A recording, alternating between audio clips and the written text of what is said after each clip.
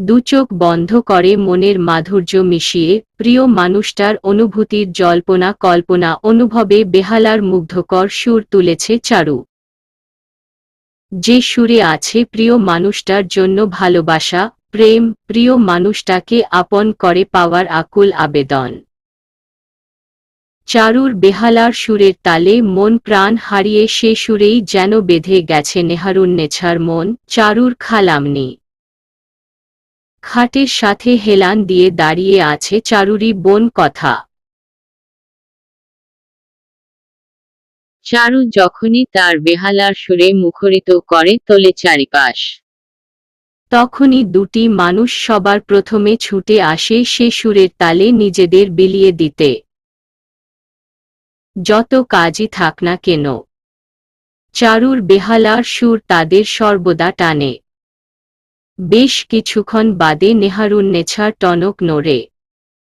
সাথে সাথে ঘরের দোরের দিকে দৃষ্টি রাখেন তিনি, কারণ তিনি জানেন যে চারুর বেহালার সুর তার প্রিয়র উপস্থিতিতেই ক্ষান্ত হবে। তার প্রিয়র মন না ছোঁয়া পর্যন্ত যে সে সুরের থামা নিষেধ। কথা বেশ সাবলীলভাবে দাঁড়িয়ে আছে চারুর বেহালার দিকে একমনে চেয়ে। তার দৃষ্টিটা বেহালায় আটকে আছে ঠিকই, কিন্তু মন তো সে সুরের তালে কোথায় হারিয়ে গেছে। ঘরের দোরের সামনে একজনের ছায়া পড়ে, সাথে সাথে চারুর হাত থেমে যায়। ঠোঁটে মৃদু হাসি, চোখ এখনো বন্ধ করে আছে। নেহারুন্নেছার মুখে মুচকি হাসি, কথার মধ্যে একটা দীর্ঘশ্বাস, সাথে চেহারায় উজ্জ্বলতার ছাপ। এটা চারুর জন্য বা চারুর বেহালার জন্য নয়। কথার চেহারায় দীপ্তি আসে ছায়ামানবকে দেখে। চারু চোখ খুলে এবার সাথে মুখের হাসিটা চওড়া করে বলে, আমি জানতাম তুমি আসবে। আমার বেহালার সুরে বলে যাওয়া প্রেমময় কথা উপেক্ষা করার সাধ্যই যে তোমার নেই প্রিয়। কথাটা বলে চারু খিলখিলিয়ে হেসে উঠে। চারুর কথায় নেহারুন্নেছা চারুর মাথায় মৃদু ধাক্কা দিয়ে বলে, তুই আর কখনো ঠিক হবি না চারু। খালামণির কথায় চারু সাদরে তার গলা জড়িয়ে ধরে বলে, তোমার ছেলে যে আমায় ঠিক হতে দেয় না খালামণি। কথাটা বলে আবারও খিলখিলিয়ে হেসে উঠে চারু। নেহারুন্নেছাও এবার চারুর সাথে তাল মিলিয়ে হেসে বলে, পাগলি একটা। কিন্তু এইসবই আদিক্ষেতা ছাড়া আর কিছুই মনে হচ্ছে না কথার কাছে। বিরক্ত লাগছে তার কাছে এই মুহূর্তটা। সাথে অভিমানের জন্ম নেয় কিছুটা ছায়া মানবের প্রতি। কেন আসতে হবে তাকে এখানে? কেন বেহালার সুরে ছুটে আসতে হবে? সে যদি না আসতো তাহলে চারু এই কথাগুলো বলার সুযোগ কখনোই পেত না। ওইখানেই দাঁড়িয়ে আমার সুরের কদর করবে প্রিয়। ভেতরে আসতে মানা বুঝি? মুচকি হেসে বলে চারু। চারুর কথায় বিরক্ত নিয়ে ঘরের মধ্যে প্রবেশ করে কিয়ান। চোখ মুখে তার বিরক্তর ছাপ ঠিকই, কিন্তু ভেতরে আছে প্রশান্তির ঢেউ, যেটা একমাত্র চারুর বেহালার সুরেই সম্ভব হয়। কিয়ানকে দেখে চারুর হাসিটা গাঢ় হয়। সকাল সকাল কি শুরু করিস প্রতিদিন চারু? তোর বেহালার সুরে বাড়ি মাথায় উঠে সেটা বুঝিস? আর মা? তুমি সব কাজ কাম রেখে এখানে বসে ওর বেহালা বাজানো দেখছ? বাবা অফিস যাবে, আমার ভার্সিটি যেতে হবে, চাচু যে ভার্সিটি বের হবে সে খেয়াল আছে। তুমি কিনা সব ফেলে ওর পাগলামিতে সায় দিচ্ছ। কিছুটা রাগী কণ্ঠে বলে কিয়ান। ছেলের কথায় নেহারুন্নেছা মুচকি হেসে বলে, সে তো তুইও ছুটে এসেছিস কিয়ান চারুর বেহালা টানে। তুই কি উপেক্ষা করতে পেরেছিস এই পাগলিটার বেহালার ডাক? বেহালার সুরে বলা প্রেমময় কথা। মায়ের কথায় কিছুটা সংকোচবোধ করে কিয়ান। সত্যি তো এই বেহালার সুর উপেক্ষা করার সাহস তার নেই। শুধু তার কেন, কারোরই এই সুর উপেক্ষা করার সাহস নেই। এই সুরে যে জাদু মিশে আছে, একবার কর্ণপাত হলেই মন প্রাণ তাতেই উজাড় হয়ে থাকে। কিয়ান নিজের অনুভূতিগুলো লুকিয়ে কণ্ঠে কিছুটা গম্ভীরতা এনে বলে, এই তোমার আশকারা পেয়েইও আজ মাথায় চড়ে বসেছে সবার। তুমি এখানে কি করছো কথা? তোমার ভার্সিটি নেই? কিয়ানের কথায় চমকে উঠে কথা। মায়াবী চোখে তাকায় কিয়ানের দিকে। কিয়ান যে তার দিকে নজর দিয়েছে এতেই কথা যেন হাওয়ায় ভাসতে শুরু করে দিয়েছে। জি যাচ্ছি বলে কথা বেরিয়ে যায় চারুর ঘর থেকে। নেহারুন্নেছা চারুকে রেডি হয়ে নিচে আসতে বলে বেরিয়ে যায়। চারু মুখে হাসি ধরে কিয়ানের দিকে মুগ্ধ নয়নে তাকিয়ে আছে। চারুর এমন চাহনিতে কিয়ান কিছুটা ঘাবড়ে যায়। নিজেকে সামলে নিয়ে বলে, শুধু বেহালার ভালো সুর তুললেই হবে না, ভালো রেজাল্টেরও দরকার আছে। তাই এইসব বাদ দিয়ে পড়াশোনায় মন দে। কথাটা বলেই কিয়ান বেরিয়ে যায় গটগটে পায়ে। চারুর সামনে এই মুহূর্তে থাকা ঠিক হবে না। তাই চারুর মনোসংযোগ নষ্ট করে বেরিয়ে আসে কিয়ান। কিয়ান জানে বেহালা চারুর প্রাণভোমরা। বেহালার সুর না তুললে চারুর অস্তিত্ব যেন বিলীন হয়ে যায়। তারপরও চারুকে এই কথাটা বলল যাতে চারু তাকে কোনো কথার জালে আটকে দিতে না পারে। কিয়ান যেতেই চারু মুচকি হেসে বেহালাটা তার যথাস্থানে রেখে রেডি হতে যায়। এখন সে ভার্সিটি যাবে, তাই একবারে তৈরি হয়ে নিচে নামবে। আসুন সবার সাথে পরিচয় করিয়ে দিই এবার। চারু আর কথা দুই বোন। তবে কথা চারুর আপন বোন নয়, সৎ বোন। কিন্তু চারু এটা কখনোই ভাবে না। চারুর মা চারুর জন্মের সময় মারা যায়। এরপর চারুর বাবা আবারও বিয়ে করেন। অবশ্য চারুর বাবা বিয়ে করতে চাননি কখনো। কিন্তু চারুর দাদি জামিলা বিবির জন্য চারুর বাবা বিয়ে করতে বাধ্য হয়। চারু আর কথার বয়সের পার্থক্য বেশি নয়। এই তো বছর খানিক হবে। চারুর বছরের গণ্ডি পার হতেই কথার জন্ম হয়। চারুলতা বলেই সবাই জানে চারুকে।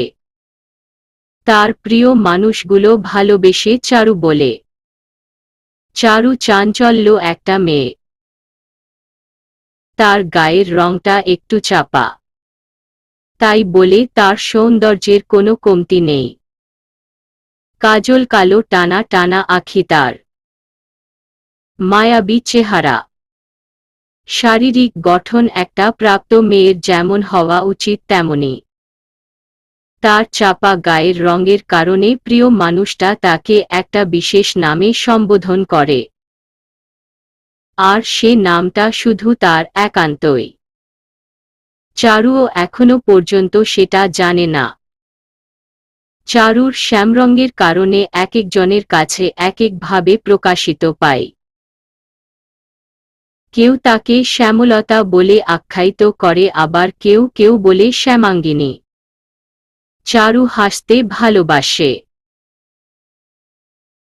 তাই সে যখন খিলখিলিয়ে হেসে ওঠে, তার হাসির সাথে যেন চারিপাশটা মুখরিত হয়ে ওঠে। সে হাসির ছন্দে মাতোয়ারা হয়ে যায় সব কিছু। চারু মনে করে হাসি একমাত্র ভালো থাকার কারণ। সাথে আছে তার বেহালার মধুর সুর। চারুর মন খারাপ থাক কিংবা অনেক ভালো, তখনই তার বেহালায় সুর তুলতে ইচ্ছে করে। সে সুরে সুখ ভাগ করে নেয়, আবার কখনো দুঃখগুলো উড়িয়ে দেয়। চারু বেহালাটা বেশ ভালো বাজায়, ছোট থেকে বেহালার সুরকে বেশ ভালো করেই রপ্ত করে নিয়েছে সে। তার বেহালার সুরে কতজনের মন হারিয়েছে ঠিক নেই। অনেকে বারবার প্রেমে পড়েছে তার বেহালার, আবার কখনো তার। কিন্তু চারুর তো সেসব যায় আসে না, আর না কখনো ভাবার দরকার এসেছে। চারু তো একজনে আবদ্ধ থাকতে চাই সব সময়, একজনকেই নিয়ে ভাবতে চাই, তার কদর পেতে চাই। চয়নিকা শাহনাজ কথা। সবাই ছোট করে কথা বলে ডাকে। কথা দেখতে বেশ সুন্দর, উজ্জ্বল গায়ের রং। চারুর থেকে একটু খাটো আর গায়ে পাতলা, তবে চেহারাটা তার বেশ মিষ্টি। চারু আর কথা দুজন দুমেরুর। চারু যেমন চাঞ্চল্য হাসিখুশি একটা মেয়ে, কথা ঠিক তার বিপরীত। চুপচাপ, শান্তশিষ্ট স্বভাবের। কথা পড়াশোনায় অনেক ভালো, এদিক দিয়ে চারুর থেকে এগিয়ে আছে কথা। তাই বলে চারু কিন্তু পিছিয়ে নেই, ঠিকই প্রতি সেমিস্টারগুলো ভালো মার্ক নিয়ে উতরে যায়। চারু আর কথা দুজনেই একই ক্লাসে। কলেজের গণ্ডি পার করে অনার্স প্রথম বর্ষে পা রেখেছে কিছুদিন আগে। চারু আর কথার সম্পর্কটা আর পাঁচটা বোনের মতোই স্বাভাবিক। তবে কথা কয়েকটা ক্ষেত্রে চারুকে হিংসা করে। তার মতে চারু এইগুলো না করলে পারত বা না পেলে পারত। আস্তে আস্তে কারণগুলো জানতে পারবেন। গল্পের নায়ক কিয়ান ইহসান। সবাই তাকে কিয়ান বলে সম্বোধন করে। কিয়ানের আরও একটা ভাই আছে, নাম নাভেদ। নাভেদ চারুরের সাথেই পড়ে, আর চারুর খুব ভালো বন্ধু। কিয়ান লম্বা চওড়া, সুঠাম দেহী, এক কথায় একজন সুদর্শন যুবক, এতে কোনো সন্দেহ নেই। নাভেদও কিয়ানের কপি। দুই ভাই প্রায় একই দেখতে, তবে স্বভাব উল্টো। কিয়ান সব সময় গাম্ভীর্য নিয়ে থাকতে পছন্দ করে, কারণ ছাড়া কথা বলতে যেন তার মানা, যাকে বলে স্বল্পভাষী। কিয়ান বিসিএস পরীক্ষা দেওয়ার প্রস্তুতি নিচ্ছে, আর নাভেদ পুরো বাচাল টাইপের। চারুর বন্ধু যে চারুর মতো হবে জানা কথা। কিয়ানের মা নেহারুন্নেছা আর বাবা ছানোয়ার ইহসান। নেহারুন্নেছা আর চারুর মা নাহিদা ছিলেন দুই বোন। নেহারুন্নেছার বিয়ের পর নাহিদা এই বাড়িতে আসা যাওয়া করতেন। চারুর বাবার ভালো লেগে যায় নাহিদাকে। এরপর নাহিদাকে বিয়ের প্রস্তাব দেয়, কিন্তু চারুর দাদি জামিলা বিবি রাজি ছিলেন না কখনো। এক বাড়ির দুই মেয়ে তিনি কখনো নিয়ে আসতে চান না। তার উপর চারুর মা ছিল শ্যামবর্ণের অধিকার, যার থেকে চারুর গায়ের রং শ্যামারঙা। মায়ের গায়ের রঙই পেয়েছে চারু। জামিলা বিবি দেখতে সুন্দরী আর পরিপাটি একজন মানুষ। লাল টুকটুকে ঠোঁট তার, তার উপর সব সময় পান খান, এতে ঠোঁট দুটো আরও রঙিন হয়ে থাকে সর্বদা। তাই তিনি কখনো চাপা রঙের মানুষদের পছন্দ করতেন না, যেমন চারুকে পছন্দ করেন না তিনি। চারু তার নিজের নাতনি হওয়া সত্ত্বেও কাজের লোকের মতো ব্যবহার করে। তার কাছে কিয়ান নাভেদ আর কথা নিজের নাতনি, তার বংশধর এরা। চারুকে কখনো তিনি আপন মনে করেননি। সব সময় দূরছাই ব্যবহার করে এসেছে, এখনো করে। কিন্তু চারু এইসব কখনো গায়ে মাখে না। কিয়ানের বাবা ছানোয়ার ইহসান একটা কোম্পানিতে চাকরি করে। বেশ ভালো বেতন পান তিনি। আর চারুর বাবা সামাদ ইহসান, তিনি চারুদেরই ভার্সিটির শিক্ষক। চারুর মা মারা যাওয়ার পর সবার মধ্যে শোকের ছায়া দেখা দিলেও জামিলা বিবি খুশি হয়েছিলেন। কারণ তিনি চেয়েছিলেন চারুর বাবার সাথে তার আপন বোনঝির মানে বোনের মেয়ের বিয়ে দিতে। কিন্তু চারুর বাবা চারুর মা নাহিদাকে পছন্দ করেন আর তাকেই বিয়ে করবে বলে পণ করে। তাই জামিলা বিবি ছোট ছেলের জেদের কাছে হেরে গিয়ে নাহিদার সাথে বিয়ে দিতে বাধ্য হয়। কিন্তু মন থেকে কখনো মেনে নিতে পারেনি তাকে। এরপর যখন চারুর মা মারা যায় তখন জামিলা বিবি যেন হাতে চাঁদ পেয়ে যান। চারুর বা অর্থাৎ সামাদ ইহসানকে ইমোশনাল ব্ল্যাকমেইল করে তার বোনের মেয়ের সাথে বিয়ে দেয়। এরপর কথা জন্মগ্রহণ করে। তবে সামাদ ইহসান ভেবেছিল চারু হয়তো মা হারিয়ে একটা মা পাবে, মায়ের আদর ভালোবাসা একটু হলেও পাবে। কিন্তু কথায় আছে না, অভাগী যেদিকে তাকায় নদীও শুকিয়ে যায়। চারুর ক্ষেত্রেও তাই। চারুর সৎমা নাজমা বেগম চারুকে কখনো আপন করে নিতে পারেননি। তার মতে চারু একটা আপদ তাদের জন্য। তারপরও চারু নাজমা বেগমে ভালোবাসেন, শ্রদ্ধা করেন। সম্পর্কে তো মা হয়, তাই চারু অবজ্ঞা করতে পারে না। কিন্তু নাজমা বেগম ঠিকই চারুকে তার জায়গা দেখিয়ে দেয়। এতে চারুর কিবা আসে যায়? হাতে গোনা দুই একটা মানুষ ছাড়া চারুকে সবাই ভীষণ ভালোবাসে। আর চারু এদের নিয়ে অনেক খুশি। নেহারুন্নেছা ছোট থেকে কোলেপিঠে করে মানুষ করেছে চারুকে। বোনের মেয়ে বলে কথা। বোনের পরে তো দায়িত্ব তারই হয়। নেহারুন্নেছা একদিকে যেমন সম্পর্কে খালামনি হয়, আরেক দিকে হয় বড় মা। তবে মায়ের সম্পর্ক ধরে তাকে খালামনি বলে চারু। আর কথা বলেন বড় মা। চারুর বাবা চারুকে অনেক ভালোবাসে, সব সময় আগলে আগলে রাখে। কথাকে যে ভালোবাসেন না এমন নয়, দুই মেয়েকে সমানে ভালোবাসা দেন তিনি। তবে চারুর প্রতি তার আলাদা একটা টান আছে।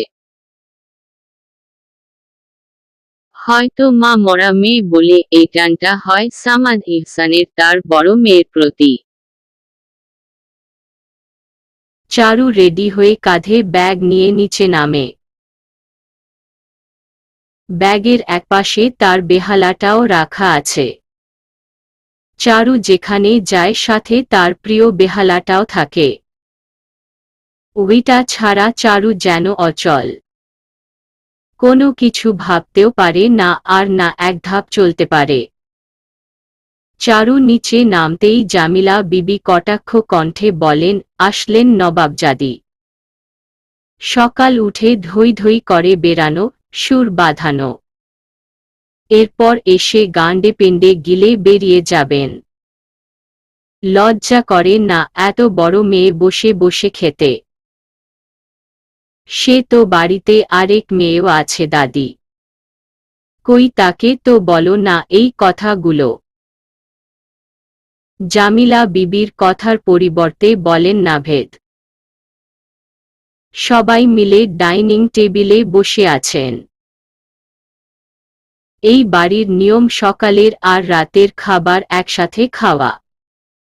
জামিলা বিবির কথায় সব হয়। সংসারের সব সিদ্ধান্ত এখনো তিনি নেন। গুরুজন বলে কেউ কখনো অমান্য করেন না তাকে। নাভেদের কথায় জামিলা বিবি চোখ পাকিয়ে তাকায় তার দিকে। চারু মুখে একটা মিষ্টি হাসি ঝুলিয়ে বলে, আমি যদি কাজ করতাম বা সব কিছু ঠিকঠাকভাবে পালন করতাম তাহলেই কি তুমি এই কথাগুলো বলার সুযোগ পেতে দাদি? তোমার তো আবার আমাকে কথা না শোনালে পেটের ভাত হজম হয় না, তাই তোমাকে কথা বলার সুযোগ করে দিয়েছে। ভালো করেছি না বলো? কথাগুলো বলতে বলতে চারু তার চেয়ারে বসে নাস্তা করার জন্য।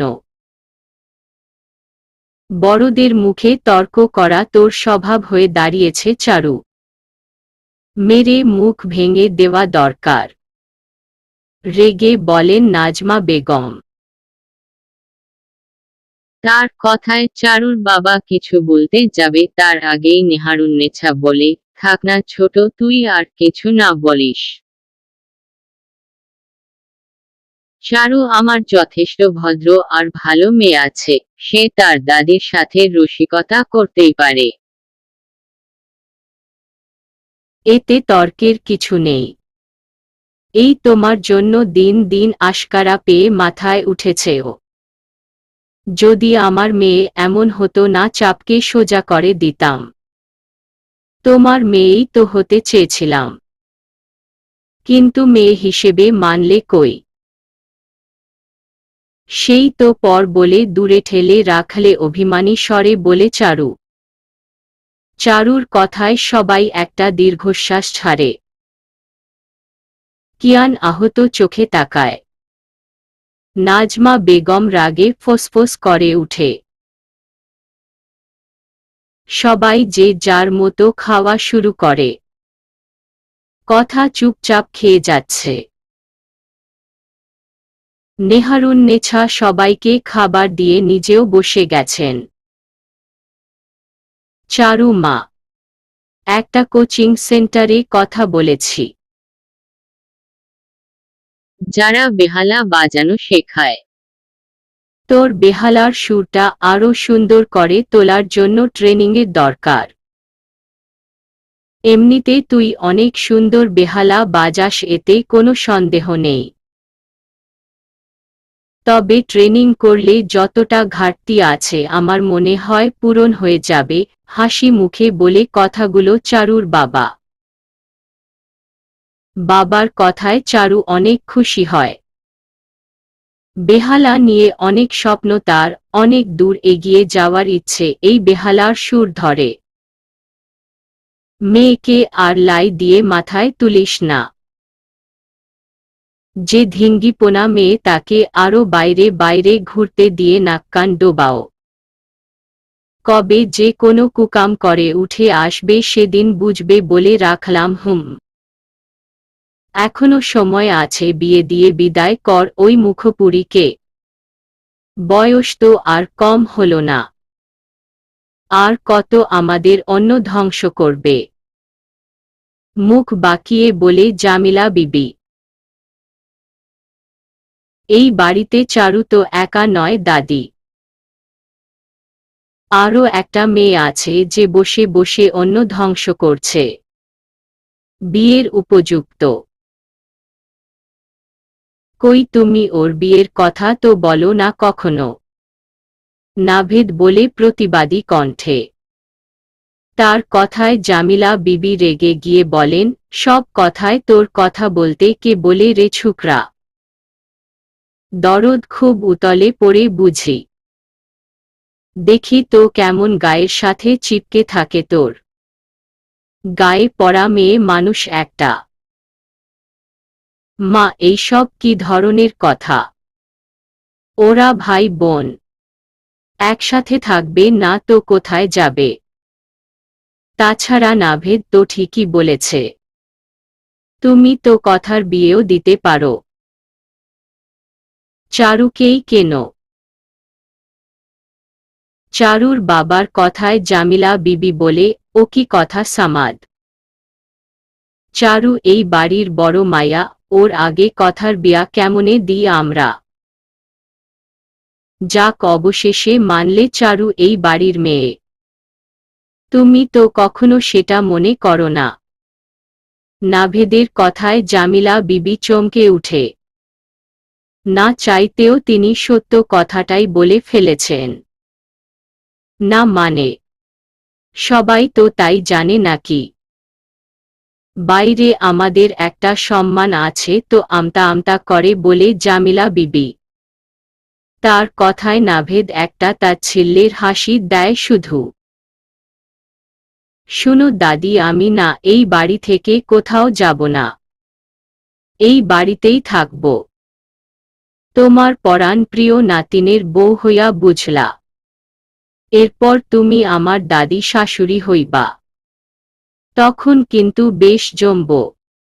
কথাটা বলে খিলখিলিয়ে হেসে উঠে চারু।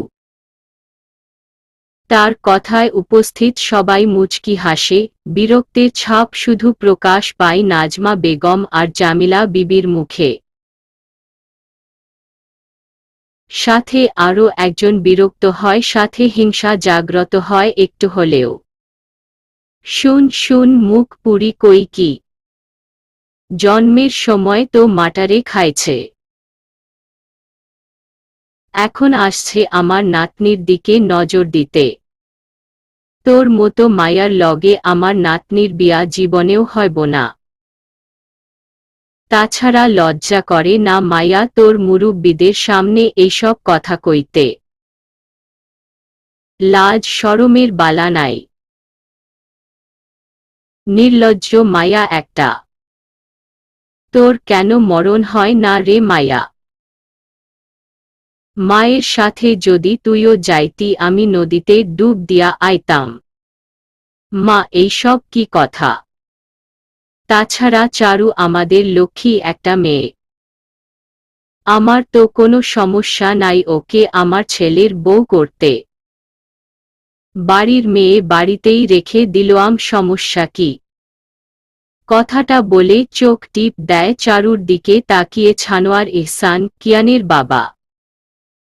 ছানোয়ার এহসানের কথায় কথা অভিমানী চোখে কিয়ানের দিকে তাকায়। কিয়ানও সে সময় কথার দিকে তাকালে দুজনের চোখাচোখি হয়ে যায়। কিয়ান গলাটা পরিষ্কার করে বলে, একটু শান্তি মতো কি নাস্তা করতেও দেবে না তোমরা? কি শুরু করেছ? রোজ রোজ এক কাহিনী আর ভালো লাগে না। কথাটা বলে কিয়ান উঠে চলে যায়। সবাই মুখটা মলিন করে কিয়ানের চলে যাওয়ার দিকে তাকিয়ে থাকে। চারুর মনটা খারাপ হয় এতে একটু। কথার চেহারায় বেশ একটা উজ্জ্বলতা ভাব দেখা যায়। তোর জন্য পুলাডা না খায়া উঠা গেল। অপয়া মেয়ে মানুষ একটা। কথাটা বলে জামিলা বিবি উঠে যায়। তার সাথে নাজমা বেগমও উঠে যায়। একটু পর কথা। এইভাবে একে একে সবাই চলে যায়। শুধু থেকে যায় চারু আর নেহারুন্নেছা। চারু মাথা নিচু করে বসে আছে। নেহারুন্নেছা চারুর কাঁধে হাত রাখলে চারু মুখে হাসি নিয়ে আসার চেষ্টা করে তাকায়। কিন্তু চোখের মধ্যে ঠিকই অশ্রুর ধারা বহমান। মন খারাপ করিস না চারু। এরা তো সব সময় এমনই করে। নতুন করে কষ্ট পাওয়ার কিছু নেই এদের কথায়। না গো খালামনি, আমি তো এদের কথা কানেও নিই না। তাছাড়া ওরা তো আমারই আপনজন। আমি জানি মুখে যায় বলুক ভেতরে ভেতরে আমাকে ঠিকই ভালোবাসে। তুমি আবার মন খারাপ করো না আমার জন্য। আমি একদম ঠিক আছি হেসে বলে চারু। নেহারুন্নেছা ঠোঁট এলে হেসে বলে, তুই সত্যি অনেক ভালো রে মা। কথাটা বলে আগলে নেয় নিজের কাছে চারুকে। চারু এবং তার কিছু বন্ধুরা মিলে বসে আছে ক্যান্টিন ক্যাম্পাসের ভেতর। চারুর বেস্ট ফ্রেন্ড নাম কেয়া। মেয়েটা বড্ড ভালোবাসে চারুকে। চারুকে বুঝতে যেন তার কখনো একটু অসুবিধা হয় না।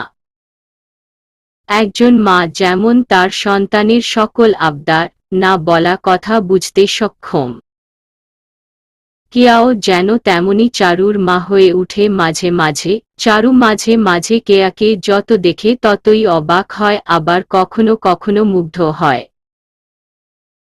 সত্যি একটা ফ্রেন্ড এমনও হতে পারে, যার কাছে কখনো কিছু লুকানো সম্ভব হয় না, কোনো কিছু আড়াল করা যায় না। দুঃখগুলো এক নিমিষে বুঝে যায়। কই তার প্রিয় মানুষগুলো তো সেইভাবে বুঝতে পারে না। চারুকে তার খালামনি ছাড়া আর কে বা সেভাবে কদরছে, কার বা দায় পড়ে গেছে তাকে বুঝতে। তাই বলে ভালো যে বাসে না কেউ এমন নয়। ওই তো বাড়ির কিছু সদস্যর কাছে চারু অপ্রিয়। তাছাড়া গোটা দুনিয়ায় চারুর ভালোবাসার অভাব নেই। এমন একটা মিষ্টি মিশুকে মেয়েকে ভালো না বেসে উপায় আছে বুঝি। কথা ক্লাসে বসে আছে, কথা তেমন কারো সাথে মিশে না, সব সময় চুপচাপ আর একা থাকতে পছন্দ করে। কথার একমাত্র সঙ্গী বই, তাই সে যেখানে থাক হাতে একটা না একটা বই থাকবে। মাঝে মাঝে চারু সময় কাটায় কথার সাথে। তার বোনের যেন কখনো বোরিং ফিল বা একা না লাগে, তাই চারু যেচে কথার সাথে যায় কথা বলতে, সময় কাটাতে আসে। কিন্তু কথা বিরক্ত হয় এতে। সব সময় যে বিরক্ত হয় এমন নয়। কথা যখন খুব গভীর মনোযোগ দিয়ে কোনো বই পড়ে তখন তাকে কেউ ডাকলে বা কথা বললে বিরক্ত বোধ করেন। চারু যখন বিষয়টা বুঝতে পারে তখন একটা হাসি উপহার দিয়ে সরে আসে সেখান থেকে। কি রে চারু, তোর প্রিয় কি তোর বেহালার সুরে মুগ্ধ হল? রসিকতা করে বলে চারুর ফ্রেন্ড তামান্না। তার কথায় চারু ঠোঁট এলে হেসে বলে, আমার প্রিয় তো সে কবেই আমাতেই আবদ্ধ হয়ে গেছে। আমার বেহালার সুরে নিজেকে বিলিয়ে দিয়েছে বেশ আবেগী হয়ে বলে কথাগুলো চারু। তাই বুঝি। আচ্ছা, কখনো কি তার মনের কথা বলেছে তোকে? চারুর আরেকটা বন্ধু বলে কৌতূহলী হয়ে। সব কথা বলে না, হৃদয় কিছু কথা বুঝে নিতে হয় সুর টেনে বলে চারু, এরপর খিলখিলিয়ে হেসে উঠে। যে হাসির তালে পুরো ভার্সিটি নেচে উঠে, ছন্দে মাতোয়ারা হয়ে যায়। তোর এই পাগলামি কখনো যাবে না তাই রে চারু, ভাবুক হয়ে বলে কেয়া। পাগলামি তো সেজনই করে, মন যার হারিয়েছে সঙ্গোপনে। বুঝলে সখী? কেয়ার গালে হাত রেখে বলে চারু। চারুর কাণ্ডে উপস্থিত সবাই হিহি করে হেসে উঠে। কেয়া একটা দীর্ঘশ্বাস ছেড়ে বলে, এত এনার্জি আসে কোথায় থেকে তোর? তবে সত্যি বলতে কি জানিস, তোকে না এইভাবেই মানায়, আর সব সময় এইভাবেই থাকিস। কোনো দুঃখ যেন আর স্পর্শ না করে তোকে। মুখটা মলিন করে বলে কেয়া। জি হয়েছে আম্মা, আর চিন্তা করতে হবে না আমাকে নিয়ে। আমি তো এমনই আর এমনটাই থাকবো হেসে বলে চারু। আচ্ছা চল ক্লাসে যাই আমরা। স্যার ক্লাসে যাবেন এবার? তামান্নার কথায় সবাই উঠে দাঁড়ায়। এরপর ক্লাসের দিকে যায়। চারু ক্লাসের মধ্যে পা রাখতেই তার একটা বিনুনিতে টান পড়ে। চারু ব্যথায় আউচ বলে পিছু ঘুরে দেখে নাভেদ দাঁড়িয়ে দাঁত বের করে হাসছে। তুই আমার চুল ধরে টান দিলই কেন? চারুর কথায় নাভেদ গাছাড়া ভাব নিয়ে বলে, আমার ইচ্ছে হয়েছে তাই। নাভেদের এমন কথায় চারু ভ্রু কুঁচকে বলে, ও আচ্ছা। তো এবার আমার কি ইচ্ছে করছে জানিস? চারুর কথায় নাভেদও কৌতূহল নিয়ে ভ্রু কুঁচকে বলে, কি? তোর চুল টেনে ছিঁড়তে কথাটা বলে চারু নাভেদের চুলের উপর হামলে পড়ে। ক্লাসের সবাই এদের কাণ্ড দেখছে আর হাসছে। এটা নতুন কিছু নয়। প্রায় এমন কাণ্ড দেখতে পাই চারুর সহপাঠীরা। কিন্তু কথা দূর থেকে এইসব দেখে একটা বিরক্তমাখা লুক নিয়ে মুখ দিয়ে চ শব্দ বের করে, আবার বইয়ে মুখ গুজে। কি রে দোস্ত, প্রেম কেমন চলছে তোর? কিয়ানের ঘাড়ে হাত রেখে বলে অমিত। কিয়ানের ফ্রেন্ড অমিত। ছোট থেকে দুজন একসাথে আছে। অমিতের কথায় কিয়ান মুখটা গম্ভীর করে, থমথমে গলায় বলে, মানে? আমার আবার প্রেম কোথায় থেকে উদয় নিল? থাক বন্ধু, আর চাপা দেওয়ার চেষ্টা করো না। তোমার আর চারুর প্রেমের কথা সবাই জানে। চারু তো নিজে বলে সবাইকে, তুই ওর প্রিয়। তো আমি বলেছি কখনো? তাছাড়া চারুর মাথায় সমস্যা আছে, সাথে তোদেরও, বুঝলি? মেয়েটা অনেক ভালো রে কিয়ান। আর যাই হোক, কষ্ট দিস না কখনো ওকে। আমার তো মনে হয় চারু তোকে সত্যি ভালোবাসে। তাই সবার সামনে তোর কথা বলতে একটুও সংকোচ বোধ করে না। তোরা চারু আর তার পাগলামো গুলো নিয়ে গবেষণা করতে থাক, আমি গেলাম। কথাটা বলে কিয়ান উঠে আসে বন্ধুদের মাঝে থেকে। কিয়ান কয়েক কদম যেতেই তার কানে ভেসে আসে বেহালার সুর। যে সুরে কিয়ান উন্মাদ হয়ে যায়, মুগ্ধতায় ডুবে যায়। যে সুর তাকে খুব করে টানে তার প্রিয় মানুষটার কাছে। চারু ভার্সিটির একপাশে একটা গাছের ছায়ায় বসে বেহালা বাজাচ্ছে। আর তাকে ঘিরে দাঁড়িয়ে আছে ভার্সিটির ছেলেমেয়েরা আর তার বন্ধুরা। নাভেদ চারুর পাশে বসে আছে চোখ বন্ধ করে। কথা চারুর থেকে একটু দূরে দাঁড়িয়ে আছে। বন্ধুদের আবদারে চারু বেহালা বাজায়। প্রায় তার বন্ধুরা বায়না ধরে চারুর বেহালার সুর শোনার জন্য। তাই চারু তাদের আবদার উপেক্ষা করতে না পেরে বেহালা নিয়ে বসে যায়। তার তো ভালোই লাগে বেহালা বাজাতে, তাই সকলের আবদারগুলো খুব ভালোবেসে মেনে নেয়। কিয়ানের পা থমকে যায়। বেহালার সুরের তালে সেদিকে হেঁটে যায়। কিয়ানের আগে তার বন্ধুরা ছুটে যায় সেখানে। তারা সবাই চারুর বেহালা বাজানো পছন্দ করে। সুরের মাঝে হারিয়ে যায়। এই সুরে সত্যি জাদু আছে। মায় আবদ্ধ করার শক্তি আছে। বারবার প্রেমে পড়তে বাধ্য করে। চারু দুচোখ বন্ধ করে ঠোঁটে মৃদু হাসি রেখে আপনামনে সুর তুলে যাচ্ছে। সবাই বেশ মুগ্ধতার সাথে উপভোগ করছে। ভার্সিটির 2 তলা ভবন থেকে দাঁড়িয়ে সবটা দেখছেন চারুর বাবা সামাদ এহসান। সেও চারুর বেহালার সুরে হারিয়ে গেছে। নিজেকে ধরে রাখতে পারেনি। কিয়ান চারুর কাছাকাছি আসতেই চারুর হাত থেমে যায়। ঠোঁটের কোণে থাকা হাসিটা আপনা আপনি চওড়া হয়ে আসে। সবার যেন ঘোর কাটে চারুর বেহালার সুর থেমে যাওয়ায়। কথা এদিক ওদিক তাকায়। কারণ সে জানে চারুর হাত কারণ ছাড়া থামে না।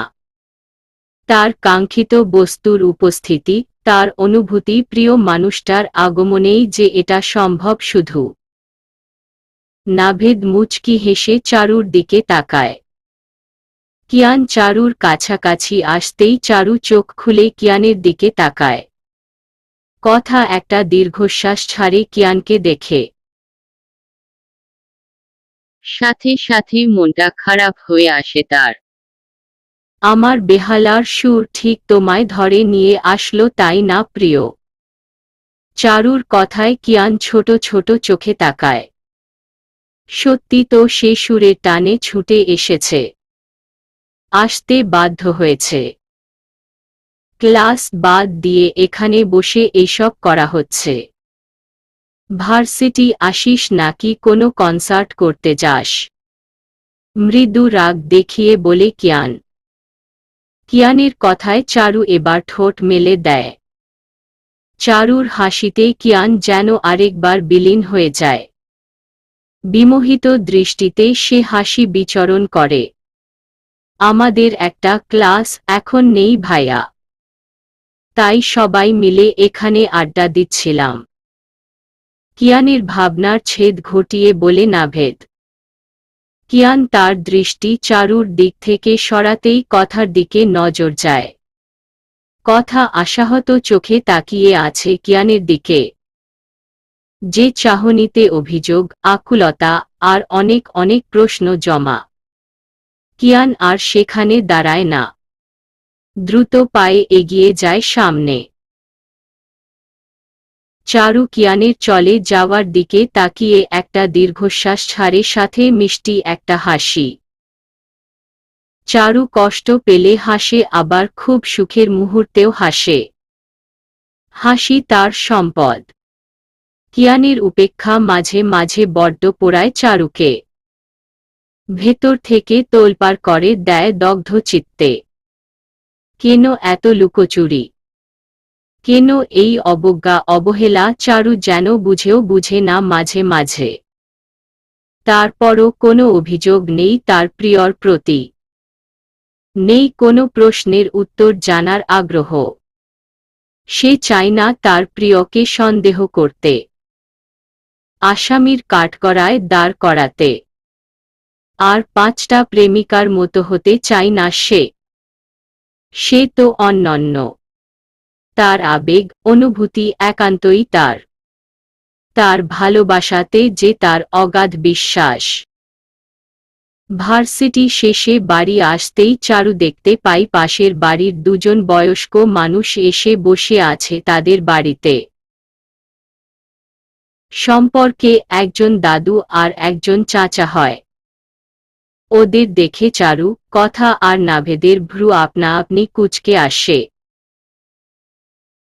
ওদের তিনজনকে দেখতেই দাদুটা হাস্যমুখে বলে, আরে চারু দিদিভাই একদিকে আয়। তার কথায় চারু মুচকি হাসি দিয়ে এগিয়ে যায়। নাভেদ আর কথা দুজন দুজনের দিকে চাওয়াচাওয়ি করে মুখের দিকে তাকিয়ে। এরপর দুজনে ভেতরে আসে। কথা আর না দাঁড়িয়ে রুমের দিকে যেতে গেলে ওই চাচাটা বলে, কথা মা একটু দাঁড়িয়ে যাও, কথা আছে। সামনে জামিলা বিবি আর নেহারুন্নেছা বসে আছে। নাজমা বেগম এখানে উপস্থিত নেই। বাড়ির ছেলেরা সব বাইরে, এখনো কেউ ফিরেনি। নাভেদ মায়ের পাশে গিয়ে দাঁড়িয়ে ইশারা করে জিজ্ঞেস করে, কি হয়েছে? নাভেদের কথায় তিনি একটা হাসি দেন, শুধু মুখে কিছু বলেন না। এতে নাভেদ একটু বিরক্ত হয়। আমার নাতনি খাদিজার বিয়ে ঠিক হয়েছে, তাই তোমাদের সবাইকে দাওয়াত দিতে এসেছি। তোমরা ছাড়া আর কে আছে আমাদের? কাল থেকে হলুদ অনুষ্ঠান শুরু হবে, তাই আমরা চাই পুরো বিয়েটায় তোমরা সবাই উপস্থিত থেকো। আমাদের সাহায্য করো। চারু আর কথা তো খাদিজার বান্ধবী হয়, তাই তোমরা ওর পাশে থেকো। দাদুটি বেশ সাবলীলভাবে বলে কথাগুলো। ও আপনি চিন্তা করবেন না করিম ভাই, আমরা সবাই অবশ্যই যাব আর হাতে হাতে সব এগিয়ে দেব। আমার তো দুই নাতি আছে, ওরা আপনাদের সাহায্য করবে। আমার কথা থাকবেনি খাদিজার কাছে, প্রতিবেশীর কাজে তো প্রতিবেশীই আসবে তাই না? মুখের মধ্যে পান নিয়ে চিবুতে চিবুতে বলে জামিলা বিবি।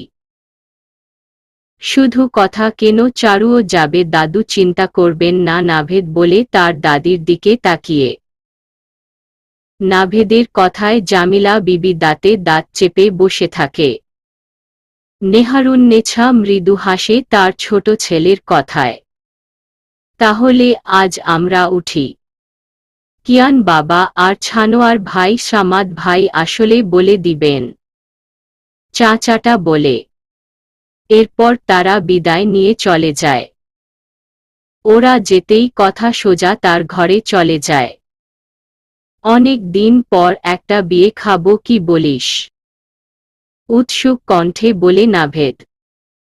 নাভেদের কথায় চারু গাছাড়া ভাব নিয়ে বলে, এমন ভাবছিস করছিস এই দিনটার জন্য অধীর আগ্রহে অপেক্ষা করতেছিলি। অন্যের বিয়ে নিয়ে তোর এত এক্সাইটেড কেন? কাহিনী কি? চারুর কথায় নাভেদ ছোট ছোট চোখে তাকিয়ে বলে, কাহিনী তোর মাথা। এরপর সে ঘরে চলে যায়। আর চারু শব্দ করে হেসে উঠে।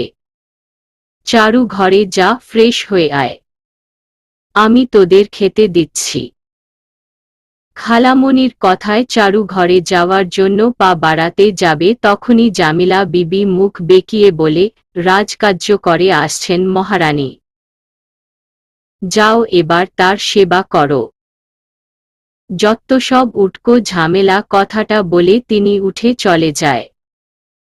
চারু উনার কথায় একটা তাচ্ছিল্যের হাসি দিয়ে উপরে উঠে যায়। চারুদের বাড়িটা 2 তালা বিশিষ্ট। বাড়ির মুরব্বিগুলো নিচে আর ছেলেমেয়েরা উপরের ঘরগুলোই থাকে। কথা আগে চারুর সাথেই থাকত। কিন্তু চারুর হুটহাট বেহালার সুর, খিলখিলিয়ে হেসে উঠা, চারুর চঞ্চলতা কথার পড়াশোনায় ব্যাঘাত ঘটাত। তাই চারুর থেকে আলাদা হয়ে যায় কথা। তাছাড়া নাজমা বেগম আর জামিলা বিবিও চাইতেন না কথা চারুর কাছে থাক। কথাকে চারুর থেকে সব সময় দূরে দূরে রাখার চেষ্টা করতেন তারা। সন্ধ্যার একটু আগে বাড়ি ফিরে কিয়ানকে আসতে দেখে চারু দৌড়ে রান্নাঘরে যায়। কিয়ান বাড়ি ফিরলে চারু রান্নাঘরে ছুটে আসে। কিয়ানের জন্য চা নাস্তা নিজ হাতে তৈরি করে নিয়ে যায় সে। এটা তার প্রতিদিনের রুটিন। কিয়ানও যেন এতে অভ্যস্ত হয়ে গেছে। চারুর এমন পাগলামো মাঝে মাঝে আবার ভালোও লাগে তার। প্রথম প্রথম চারুকে বারণ করত কিয়ান, কিন্তু চারু কি আর তা বারণ শোনার মেয়ে? তার প্রিয়র দেখভাল করা তার দায়িত্ব, তার অধিকার। আর সে অধিকার কাউকে দিতে চায় না সে। তাই কিয়ানের বারণ কখনো শুনেনি। নাজমা বেগম এবং জামিলার থেকেও বেশ ভালো রকম কটূক্তি শুনতে হয়েছে এর জন্য।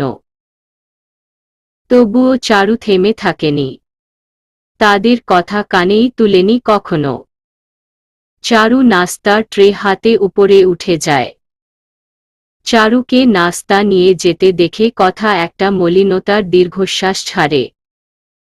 না চাইতেও এই দৃশ্যটা প্রতিদিন দেখতে হয় কথাকে। চারু কিয়ানের রুমে ঢুকতেই দেখে কিয়ান ফ্রেশ হয়ে বের হয় ওয়াশরুম থেকে। কিয়ানকে দেখে চারু একটা মুচকি হাসি দেয়। কিয়ান চারুর দিকে এক নজর তাকিয়ে বারান্দায় গিয়ে দাঁড়ায় প্যান্টের 2 পকেটে হাত গুজে। চারু নাস্তাটা টেবিলে রেখে কিয়ানের কাছে যায়। তোকে না কতবার বলেছি নক না করে এইভাবে হুটহাট আমার রুমে আসবি না। চারু কিয়ানের পাশে দাঁড়াতেই কথাটা বলে উঠে কিয়ান, আপন ঘরে আসতে আবার অনুমতি লাগে বুঝি? আর কদিন পর এটা আমারই ঘর হবে। তখনও কি আমাকে অনুমতি নিয়েই আসতে হবে প্রিয়? তাই আগে থেকে প্র্যাকটিস করছি। কথাটা বলে চারু তার সে ভুবন ভোলানোর হাসি দেয়, যে হাসিতে কিয়ান বারবার হারাতে চাই, বিলীন হতে চাই। কিয়ানের মাদক চাহনিতে তাকানো দেখে চারু হাসিটা গাঢ় করে কিয়ানের গলা জড়িয়ে ধরে বলে, আমার মাঝে হারিয়ে গেলে বুঝি প্রিয়। চারুর চোখ মুখে কৌতূহল, উত্তরটা শোনার প্রবল আগ্রহ। কিন্তু কিয়ান বরাবরের মতো চারুকে আশাহত করে, আমাকে একটু একা থাকতে দে চারু, তোর রুমে যা এখন। চারু একটা হতাশার নিঃশ্বাস ত্যাগ করে, চেহারায় মলিনতা আসতে চায়, কিন্তু চারু সেটা কখনোই হতে দিবে না। হাসি মুখটা তুলে ধরে তার প্রিয়র সামনে প্রতিবারের মতোই। আচ্ছা তুমি নাস্তা করে রেস্ট করো, আমি এখন আসি। কথাটা বলে চারু চলে আসতে গিয়েও আবার থেমে যায়। চারুকে থেমে যেতে দেখে কিয়ান কৌতূহলী হয়ে তাকায়। রাতে কিছু শাড়ি দিয়ে যাব, বিয়ে বাড়িতে কোনটা পরব দেখে দিও, আমি তোমার সাজে নিজেকে সাজাতে চাই সর্বদা। তোমার চোখে ছড়িয়ে দিতে চাই আমার মুগ্ধতা। আমার সাজসজ্জা তোমাতেই হোক প্রিয়। কথাটা বলে চারু বেরিয়ে যায়। চারু যেতেই কিয়ান একটা দীর্ঘশ্বাস ছাড়ে। এই একটা মানুষের পাগলামি, অধিকারবোধ কিয়ানের হৃদয় স্পর্শ করে যায় বরাবরের মতোই। নিজেকে সমর্পণ করে দিতে ইচ্ছে হয়। ভোরের স্নিগ্ধ আলোয় পিটপিট করে চোখ খুলে তাকায় চারু। এখনো সেভাবে দিনের আলো ফোটেনি। ইতিমধ্যে ভোরের পাখিদের কলরব শুরু হয়ে গেছে। আরেকটা নতুন দিনের সূচনা যে হয়েছে সেটা গলা ফাটিয়ে চিৎকার করে জানান দিচ্ছে তারা। চারু ঘুম ঘুম ভাব নিয়ে বিছানা ছাড়ে, জানালার কাছে গিয়ে পর্দাটা সরাতেই সকালের মুগ্ধ করা দমকা হাওয়া এসে ছুঁয়ে যায় চারুকে। সে বাতাসের পরশ পেতেই চারু মুচকি একটা হাসি দিয়ে চোখ বন্ধ করে দুই হাত মেলে দেয়, ভেসে যেতে ইচ্ছে করে এই বাতাসের তালে। চারু জানালার পাশ থেকে সোজা ওয়াশরুমে চলে যায়। অজু করে এসে নামাজ পড়ে। এরপর ওড়নাটা মাথায় টেনে রুমের বাইরে বের হয়। এটা চারুর প্রতিদিনের কাজ। চারু নিচে নামতেই দেখে নেহারুন্নেছা রান্নাঘরে কাজ করছে। চারু মুচকি হেসে সেদিকে যায়। সে জানে এই বাড়িতে আর কেউ জেগে উঠুক আর না উঠুক তার খালামনি জেগে থাকবে। এটা চারু ছোট থেকে দেখে আসছে। নেহারুন্নেছা সবার আগে উঠেন সকালে।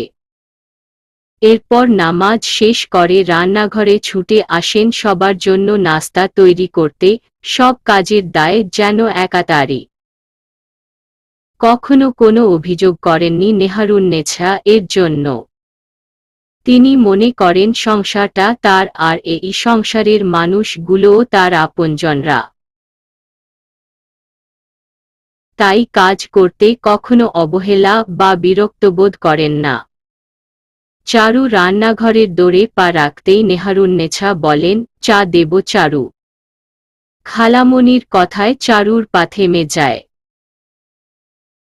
তুমি কিভাবে বুঝে যাও বলো তো খালামণি? একদিনও আমি তোমাকে এসে চমকে দিতে পারি না, উল্টো তুমি আমাকে চমকে দাও। কথাটা বলতে বলতে নেহারুন্নেছার কাছে গিয়ে দাঁড়ায় চারু। চারুর কথায় নেহারুন্নেছা মৃদু হেসে বলে, মেয়ের উপস্থিতি মা বুঝবে না তো আর কে বুঝবে? তাছাড়া এই বাড়িতে এত সকালে কে বা উঠে তুই আর আমি ছাড়া? কেন আরেকজনও তো ওঠে? আগ্রহের সাথে বলে চারু। চারুর কথায় নেহারুন্নেছা মুচকি হেসে বলে, হুম সে ওঠে, তবে আমার কাছে আসে না। সোজা বেরিয়ে যায় মসজিদে নামাজের জন্য। চারু মুচকি হেসে বলে, আমি আসছি খালামণি। তুমি কড়া করে এক কাপ চা তৈরি করো। কথাটা শেষ করতেই চারু ছুটে বেরিয়ে আসে। নেহারুন্নেছা চারুর কাণ্ড দেখে বিড়বিড় করে বলে, আসলেই পাগলি মেয়ে একটা। এরপর আবার কাজে মন দেয়। চারু ছুটে আসে কিয়ানের রুমে। কিয়ান এখন নেই। সে প্রতিদিন সকালে নামাজের জন্য বেরিয়ে যায়। একবারে হাঁটাহাঁটি করে, তবে বাড়ি ফিরেন বেলা মেরে। চারু কিয়ানের রুমে গিয়ে টেবিলের উপর তাকাতেই মুখে আপনা আপনি হাসি চলে আসে। চারু গত রাতে 6টা শাড়ি দিয়ে গিয়েছিল কিয়ানকে। এর মধ্যে থেকে চারুর জন্য একটা শাড়ি সিলেক্ট করবেন, যেটা চারু পরবে বিয়েতে। 5টা শাড়ি একপাশে আর একটা শাড়ি একপাশে রাখা আছে। মূলত ওইটাই চারুর জন্য নির্ধারণ করেছে কিয়ান। চারু শাড়িটা হাতে তুলে নিয়ে বুকের সাথে জড়িয়ে ধরে টানা টানা শ্বাস নিতে থাকে। ঠোঁটের কোণে জয়ের হাসি তার। চারু এবার শাড়িটা ভালো করে দেখে। এই শাড়িটা চারুরও অনেক পছন্দ। এখনো পরা হয়ে ওঠেনি তার। সব থেকে বড় কথা, এই শাড়িটা কিয়ানি দিয়েছিল চারুকে কলেজের একটা অনুষ্ঠানে পরে যাওয়ার জন্য। চারু কিয়ানের কাছে বায়না জুড়েছিল তাকে শাড়ি নিয়ে এসে দেওয়ার জন্য। কিয়ানো সেটা নীরবে মেনে চারুর জন্য 2টা শাড়ি নিয়ে এসেছিল, আর কথার জন্য সহ। শাড়ির জন্য অবশ্য অনেক বাজে কথাও শুনতে হয়েছিল চারুকে জামিলা বিবির কাছে। তবু চারুর মনে একটুও সে কথার দাগ পড়েনি। তার প্রিয় যে তার জন্য শাড়ি নিয়ে এসেছে, এতেই সব ভুলে বসে ছিল চারু।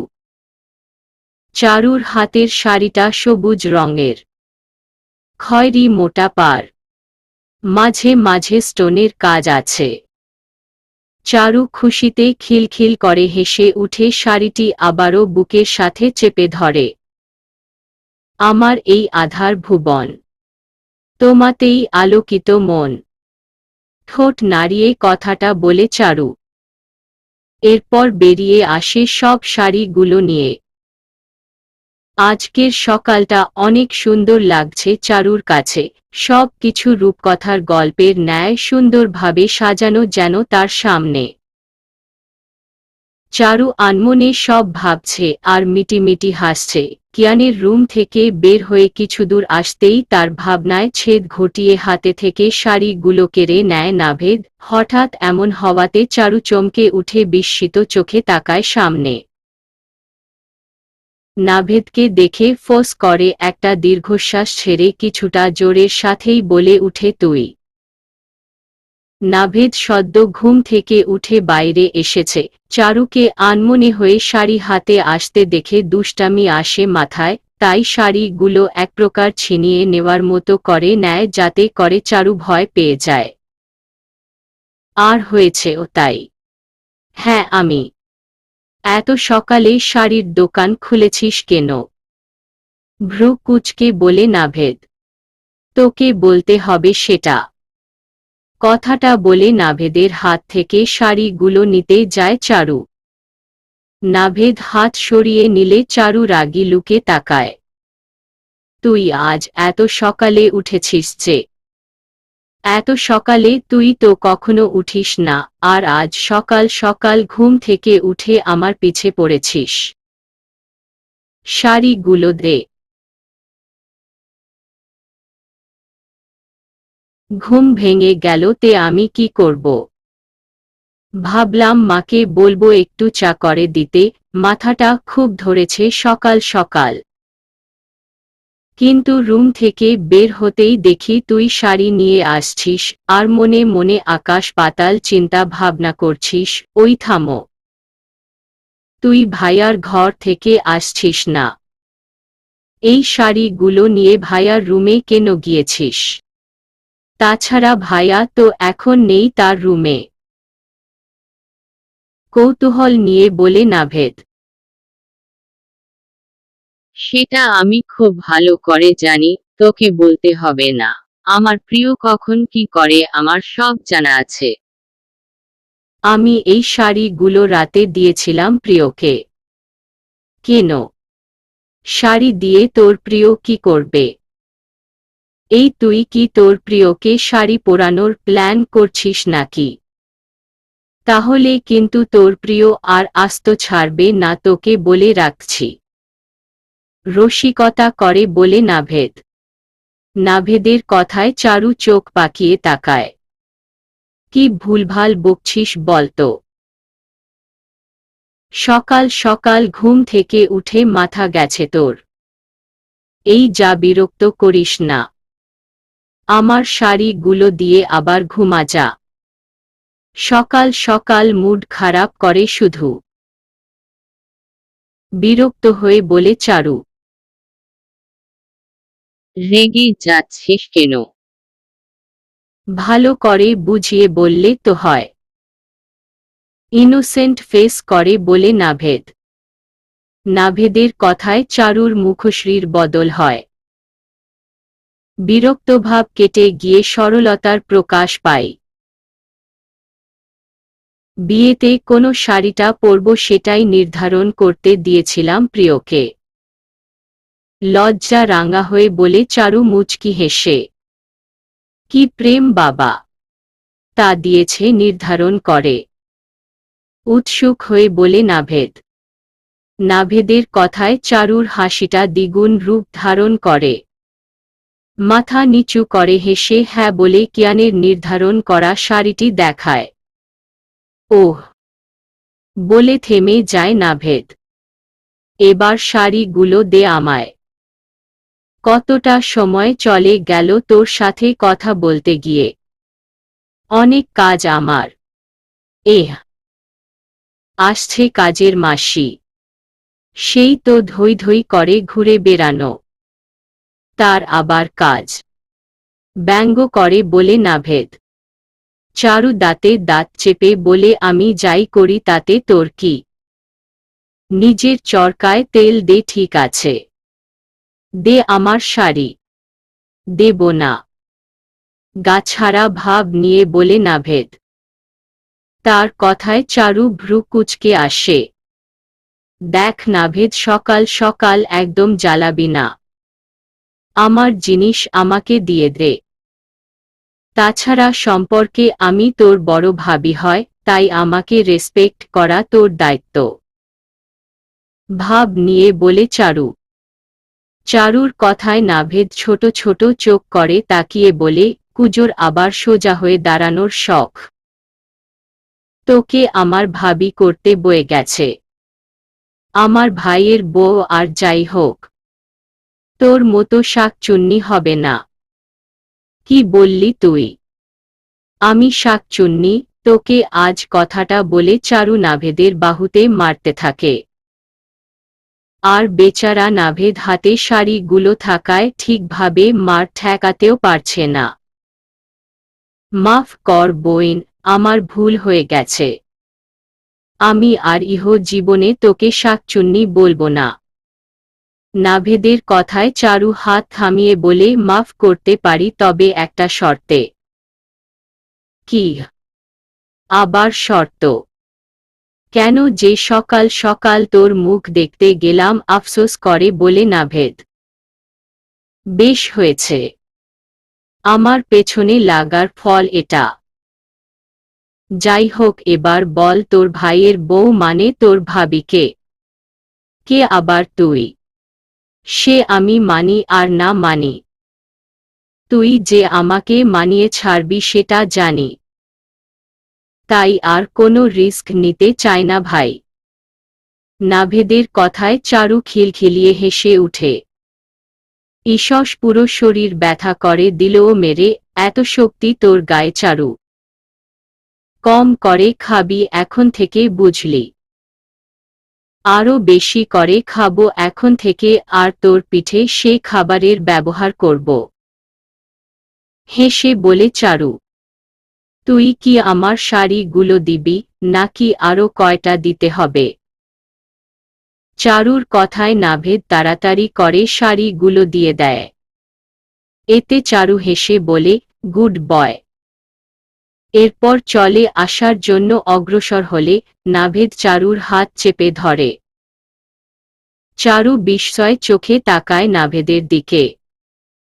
প্রচণ্ড মাথা ধরেছে। প্লিজ একটু মাথাটা টিপে দে চারু। পারবো না আমি। যা ভাগ, আমার অনেক কাজ আছে। তোর গার্লফ্রেন্ড লারানা ফারা কি যেন নাম, তাকে নিয়ে আয় ডেকে। সব সময় ফোনে ফুসুর করার জন্য তোর মাথায় প্রবলেম। তাই ওকে নিয়ে আয়, বুঝেছিস?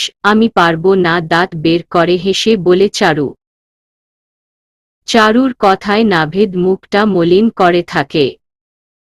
এতে চারুর মায়া হয় একটু। যত মারামারি ঝগড়া করুক না কেন, দিন শেষে এই একটা মানুষই তার পরম বন্ধু। আচ্ছা চল তবে অল্প। চারুর কথায় নাভেদ হাসি মুখে বলে ঠিক আছে। চারু নাভেদের ঘরের মধ্যে গিয়ে শাড়িগুলো একপাশে রেখে খাটে বসে। চারু বসতেই নাভেদ চারুর কোলে মাথা রেখে শুয়ে পড়ে। চারু মুচকি হেসে নাভেদের চুলগুলো নাড়তে থাকে। ঘরের বাইরে থেকে দাঁড়িয়ে সবটা দেখে কথা নাভেদ আর চারুকে একসাথে দেখে মুচকি হাসে। বেশ বেলা করে আসে কিয়ান আজ। হাতে তার একটা কিসের প্যাকেটও আছে। নিচে সবাই ছিল চারু বাদে। কিয়ান বাড়ির মধ্যে এসে চোখ বুলিয়ে নেয় চারিদিকে। সবাইকে এক নজর করে দেখে নেয়। কথার দিকে চোখ যেতেই দেখে কথাও তার দিকে তাকিয়ে আছে সরল চোখে। তবে কিয়ানের হাতে প্যাকেটটা দেখে কথার মধ্যে কৌতূহলের জন্ম নেয়। কিয়ান কথার দিক থেকে দৃষ্টি সরিয়ে সোজা তার রুমের দিকে চলে যায়। কিয়ান তার রুমে এসে প্যাকেটটা থেকে 4 ডজন গাঢ় খয়েরি রঙের রেশমি চুড়ি বের করে। হাতে নিয়ে ভালোভাবে নেড়েচেড়ে দেখে কিছু একটা ভাবে সে। এরপর চুড়িগুলো টেবিলে রেখে ওয়াশরুমে যায় কিয়ান। চুড়িগুলো ঠিকভাবে না রাখায় 2 ডজন চুড়ি গড়িয়ে টেবিলের নিচে পড়ে যায়, যেটা কিয়ান খেয়াল করে না। টেবিলের নিচে কার্পেট থাকায় চুড়িগুলোর কিছু হয় না। কিয়ানের সম্পূর্ণ রুম জুড়ে নরম কার্পেট বিছানো আছে। কিয়ান ওয়াশরুম যেতেই কথা ঢুকে কিয়ানের রুমে। টেবিলের দিকে চোখ যেতেই কথার মুখে হাসি ফুটে। কথা দ্রুত পায়ে এগিয়ে এসে চুড়িগুলো হাতে তুলে নিয়ে দেখতে থাকে। অনেক সুন্দর চুড়িগুলো। কথা চুড়িগুলো নিয়ে বেরিয়ে যায়, কারণ সে মনে করে কিয়ান চুড়িগুলো তার জন্যই নিয়ে এসেছে, তার ড্রেসের সাথে ম্যাচ করে। গতরাতে কথা বেশ কিছু ড্রেস নিয়ে জামিলা বিবির কাছে আসে। জামিলা বিবি তখন বসার ঘরে বসে পান চিবুতে ছিল। কথা জামিলা বিবিকে জিজ্ঞেস করেন বিয়েতে কোনটা পরবে সে। জামিলা বিবি তখন একটা গাঢ় খয়েরি রঙের গাউন তুলে কথাকে দেয়। কথা গাউনটা হাতে নিয়ে উপরে তাকাতেই দেখে কিয়ান পকেটে হাত গুজে দাঁড়িয়ে আছে তার দিকে তাকিয়ে। কথাকে তাকাতে দেখে কিয়ান চোখ সরিয়ে চলে যায় রুমের মধ্যে আবার। কথার অনেক খুশি খুশি লাগছে এটা ভেবে যে কিয়ান তার জন্য চুড়ি নিয়ে এসেছে। তার ড্রেসের সাথে ম্যাচিং করে চুড়ি নিয়ে এসেছে ভাবতেই খুশিতে নেচে উঠে কথার মন। প্রশান্তির ছোঁয়া ক্ষণে ক্ষণে ছুঁয়ে যায় তাকে। কিয়ান ফ্রেশ হয়ে এসে টেবিলের দিকে তাকাতেই চমকে যায়। টেবিলে একটাও চুড়ি নেই। কিয়ান নিচে তাকাতেই দেখে 2 ডজন চুড়ি সেখানে পড়ে আছে। চুড়িগুলো দেখে কিয়ান স্বস্তি পায়। কিন্তু কিয়ানের মধ্যে আবারও অস্থিরতা দেখা দেয় 2 ডজন চুড়ি দেখে। কিয়ান ভালো করে টেবিলের এপাশ ওপাশ দেখে, কিন্তু 2 ডজন চুড়ি ছাড়া তার চোখে পড়ে না আর কিছু। কিয়ান হতাশ হয়ে বসে যায় বিছানায়। চারুর কথা মাথায় আসতেই কিয়ান চিৎকার করে চারুকে ডাকে। কারণ কিয়ানের ঘরে সে ছাড়া তো কেউ আসার সাহস রাখে না। আর যদিও আসে তবে কিয়ানের অনুমতি নিয়ে ভেতরে আসে। কিয়ানের ডাকে চারু তার ঘর থেকে ছুটে আসে এক প্রকার। আমায় ডাকছিলে প্রিয়? এক নজর দেখার জন্য ছটফট করছিলে বুঝি? আমার অনুপস্থিতির দেয়ালে আটকে গেছে তোমার অনুভূতি। হাস্যমুখে বলে চারু। চারুর কথায় কিয়ান বিরক্ত হয়, অনেকটা বিরক্ত হয়। চারুর নজর যায় এবার কিয়ানের হাতের দিকে। কিয়ানের হাতে চুড়ি দেখে চারু চিৎকার করে বলে চুড়ি? তুমি আমার জন্য চুড়ি নিয়ে এসেছ প্রিয়? কথাটা বলে চারু কিয়ানের হাত থেকে চুড়িগুলো নিয়ে নেয়। চারুর কথায় কিয়ান নিশ্চিত হয় যে চারু চুড়িগুলো নেয়নি। তাহলে আর 2 ডজন চুড়ি গেল কোথায় ভাবতে কিয়ানের মাথা ধরে আসে। অনেক সুন্দর চুড়িগুলো প্রিয়। আমি অনেক খুশি হয়েছি।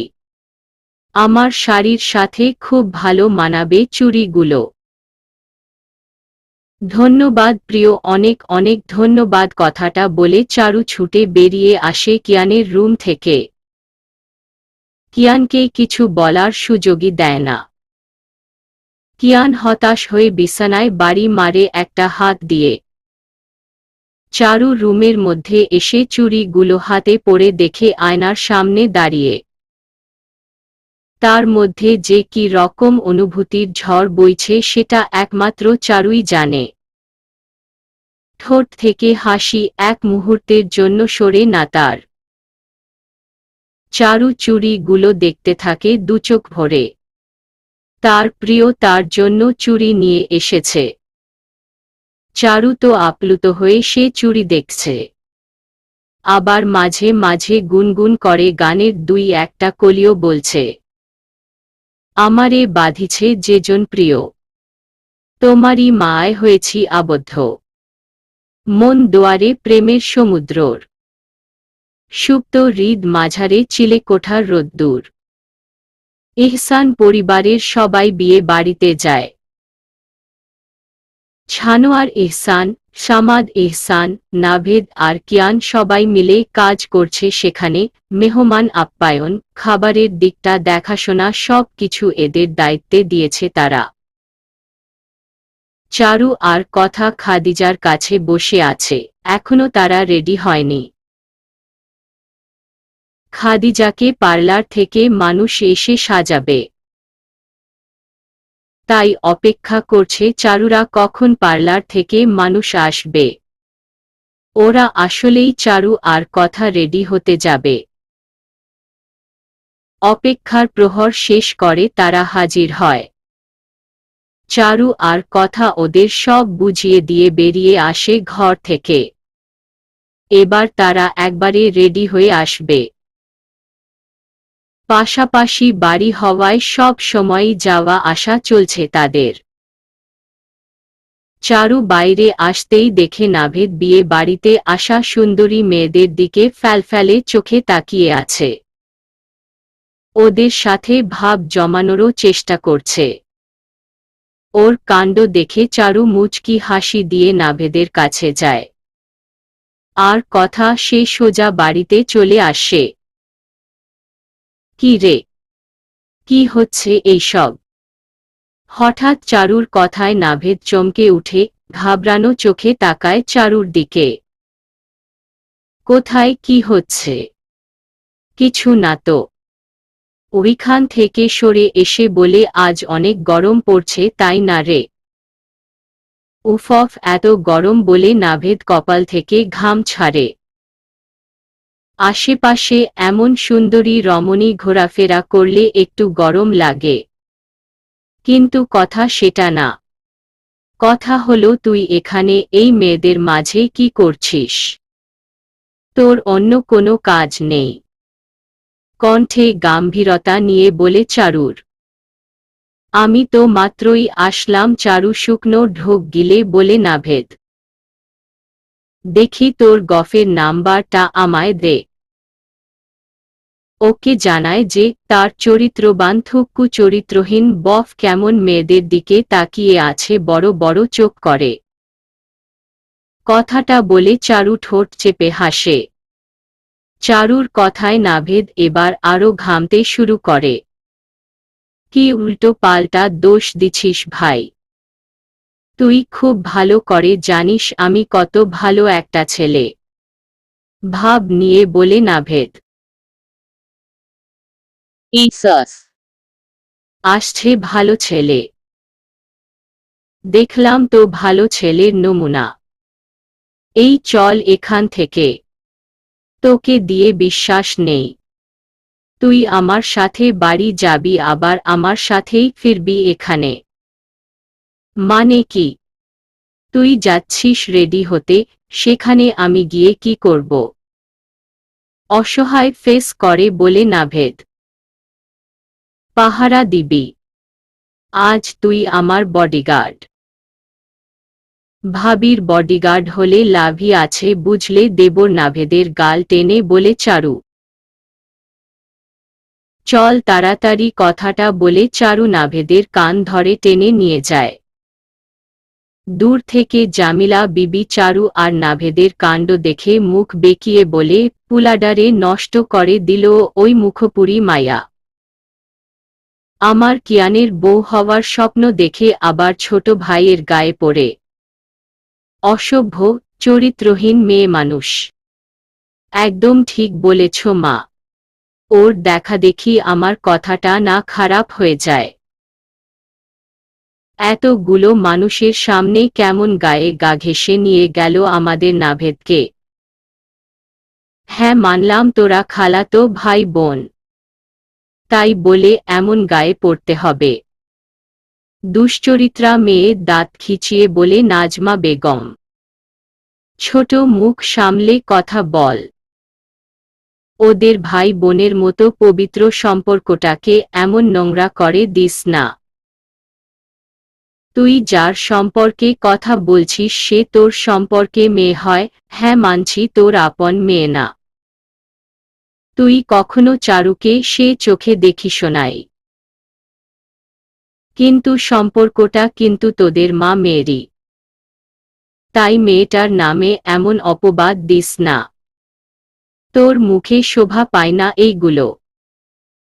নেহারুন্নেছার কথায় নাজমা বেগম মুখ বেঁকায় শুধু, কিন্তু মুখে আর কিছু বলে না।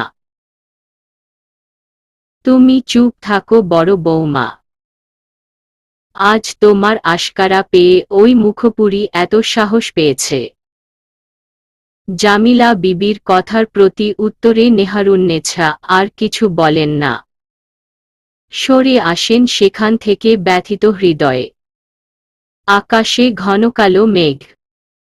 এখনই আকাশের বুক চিরে টুপ করে বৃষ্টি নামবে যেন। বিয়ে বাড়ির সকলে তটস্থ হয়ে আছে।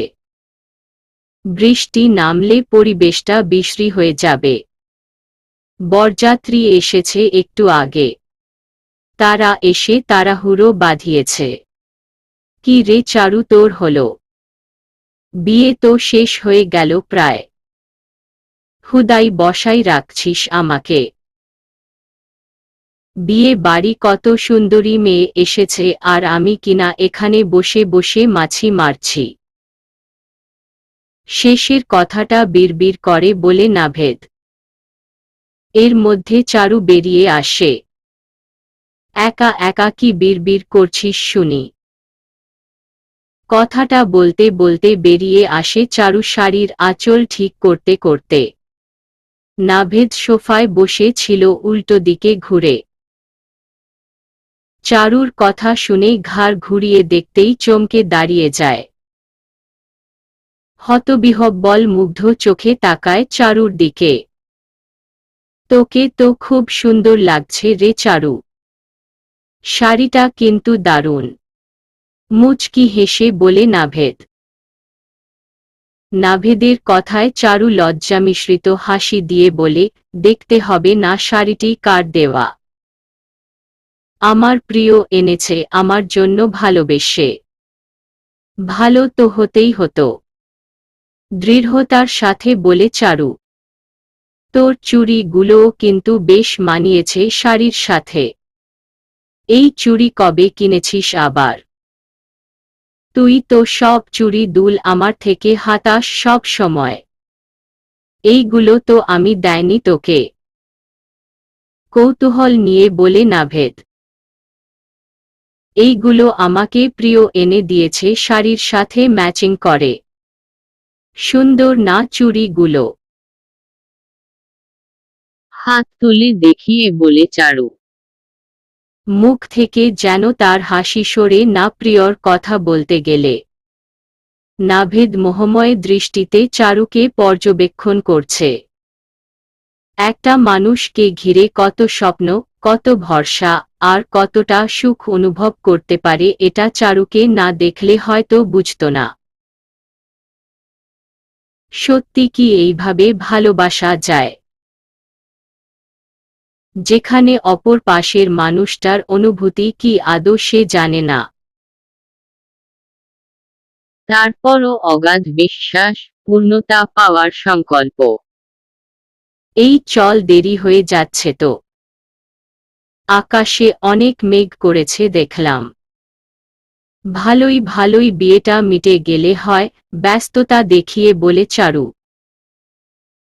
চারুর কথায় নাভেদের ভাবনা বিচ্যুত হয়। কথা কোথায়? ওর এখনো হয়নি। বিস্মিত কণ্ঠে বলে নাভেদ। এতক্ষণে চারুর খেয়াল আসে নাভেদের কথায়। ওহ, তাই তো। কথা কোথায় বলে চারু গলা ছেড়ে কথাকে ডাকে। চারুর ডাকে কথা ভেতর থেকে জবাব দিয়ে বলে, তাদের চলে যেতে। একটু পর আসছে, তার এখনো রেডি হওয়া শেষ হয়নি। কথার কথায় চারু আর নাভেদ বেরিয়ে যায় একসাথে। বিয়ে বাড়িতে এখন অতি ব্যস্ত সময় যাচ্ছে। কিয়ান এদিক ওদিক ছোটাছুটি করে সব সামলাচ্ছে। প্রচণ্ড গরম, তার উপর মানুষের সমাগম। এতে যেন গরমের তীব্রতা আরও বেড়ে গেছে। কিয়ানের শরীর থেকে টুপটুপ করে ঘাম ঝরে পড়ছে। মুখশ্রী লালাভ বর্ণ ধারণ করেছে ভ্যাপসা গরমে। গায়ে থাকা সাদা শার্টটা ঘামে ভিজে গায়ের সাথে লেপ্টে গেছে। চারু খাদিজার ঘরের দিকে যাওয়ার জন্য অগ্রসর হতেই কিয়ান সামনে পড়ে যায়। কিয়ানকে দেখেই চারুর মুখের হাসি আপনা আপনি উজ্জীবিত হয়ে ওঠে। লজ্জামিশ্রিত একটা চাহনি নিয়ে তাকায় কিয়ানের দিকে। কিয়ান চারুর দিকে গভীর মনোযোগ দিয়ে রেখেছে। এই মুহূর্তে এটাই তার একান্ত কাজ হয়ে দাঁড়িয়েছে যেন। কেমন লাগছে আমাকে বলবে না প্রিয়? চারুর ক্ষীণ কণ্ঠে বলা আকাঙ্ক্ষার বাণীতে কিয়ান যেন একটু নড়েচড়ে উঠে। বিমুগ্ধ চোখে তাকিয়ে শ্যামাঙ্গিনীর বর্ণনা প্রকাশে ঠোঁট নাড়িয়ে তার প্রিয়সীর প্রতি যে অভিমত ব্যক্ত করার প্রয়াস জোগাতেই সামনে কথাকে দেখতে পাই। থমকে যায় তার দৃষ্টি সেদিকে। বলা হয়ে উঠে না আর অপেক্ষাকৃত মানবীর প্রত্যাশিত কথামালা। কিয়ান নীরবে সরে যায় সেখান থেকে। চারু মৃদু হাসির ভাঁজে রাখে একটা ছোট্ট দীর্ঘশ্বাস। ক্লান্ত কাজল মাখা চোখ যেন ব্যস্ত তার প্রিয়র প্রস্থান দেখবার। চারুও চলে যায় সেখান থেকে। কথা গম্ভীর চিত্তে রাখে কপালে ভাঁজ। এরপর সেও ভেতরে যায়। বিয়ে শেষ। এবার বিদায়ের সময়। বরযাত্রীদের বেশ তারা নতুন বউ নিয়ে যাওয়ার। আসলে মেঘের উপস্থিতি দৃঢ় হতে থাকে সময় অনুসারে। কালো মেঘ যেন তার কালো ধূসর রঙে ভরিয়ে দিতে চাই ধরণী। এ কি কেবলই ধরণীতে বিলীন হওয়া মেঘ, নাকি কারো মনের আঙিনা জুড়ে বিচরণ করার প্রয়াস? খাদিজাকে নিয়ে আসে সবাই বিদায় দেওয়ার জন্য। উঠানে দাঁড় করানো হয় নিয়ে এসে তাকে। চারু মুখে একটা হাসি ঝুলিয়ে দাঁড়িয়ে আছে। কথা চারুর থেকে কিছুটা দূরে দাঁড়িয়ে। হঠাৎ চারুর চোখ যায় কথার হাতের দিকে। এতক্ষণ চারু বা কথা কেউই তাদের দিকে সেভাবে দৃষ্টি প্রয়োগ করেনি। কথার হাতে চুড়িগুলো দেখতেই বিষণ্ণতায় ছেয়ে যায় চারুর মধ্যে। বিস্মিত দৃষ্টি, দৃঢ় কৌতূহল, ঘন মেঘের উপস্থিতি তার হৃদগহীনে। চারু এরপরও কিছু বুঝতে চায় না, যেন মানতে চায় না মন থেকে বলা ওঠা কথা। তাচ্ছিল্য করে দেখে তার ভেতরের কথাকে। এমন কিছু কখনোই হতে পারে না, সেটা বারবার বোঝাতে চেষ্টা করে নিজেকে। কিন্তু চারু তার ভাবনা, তার ভেতরের কথাগুলো উপেক্ষা করতে সক্ষম হয় না। কৌতূহল দমানোর সাহস আর হয় না তার। তার মনকে, তার ভেতরের সত্তাকে সে ভুল প্রমাণ করে দিতে চায়। তাই এগিয়ে আসে কথার দিকে। খানিকটা দূরে থেকে দাঁড়িয়ে দেখছে কিয়ান সবটা। চারুর দৃষ্টি অনুসরণ করতে তার একটু কষ্ট হয়নি। চারুর ভেতরের কথাগুলো বুঝতেও দেরি হয়নি তার। তার ভেতরেও সংশয়, ঝড়ের পূর্বাভাস, চাহনিতে মলিনতা। কথা, এই চুড়িগুলো কোথায় পেয়েছিস তুই? কথার হাতটা একটু উঁচু করে বলে চারু।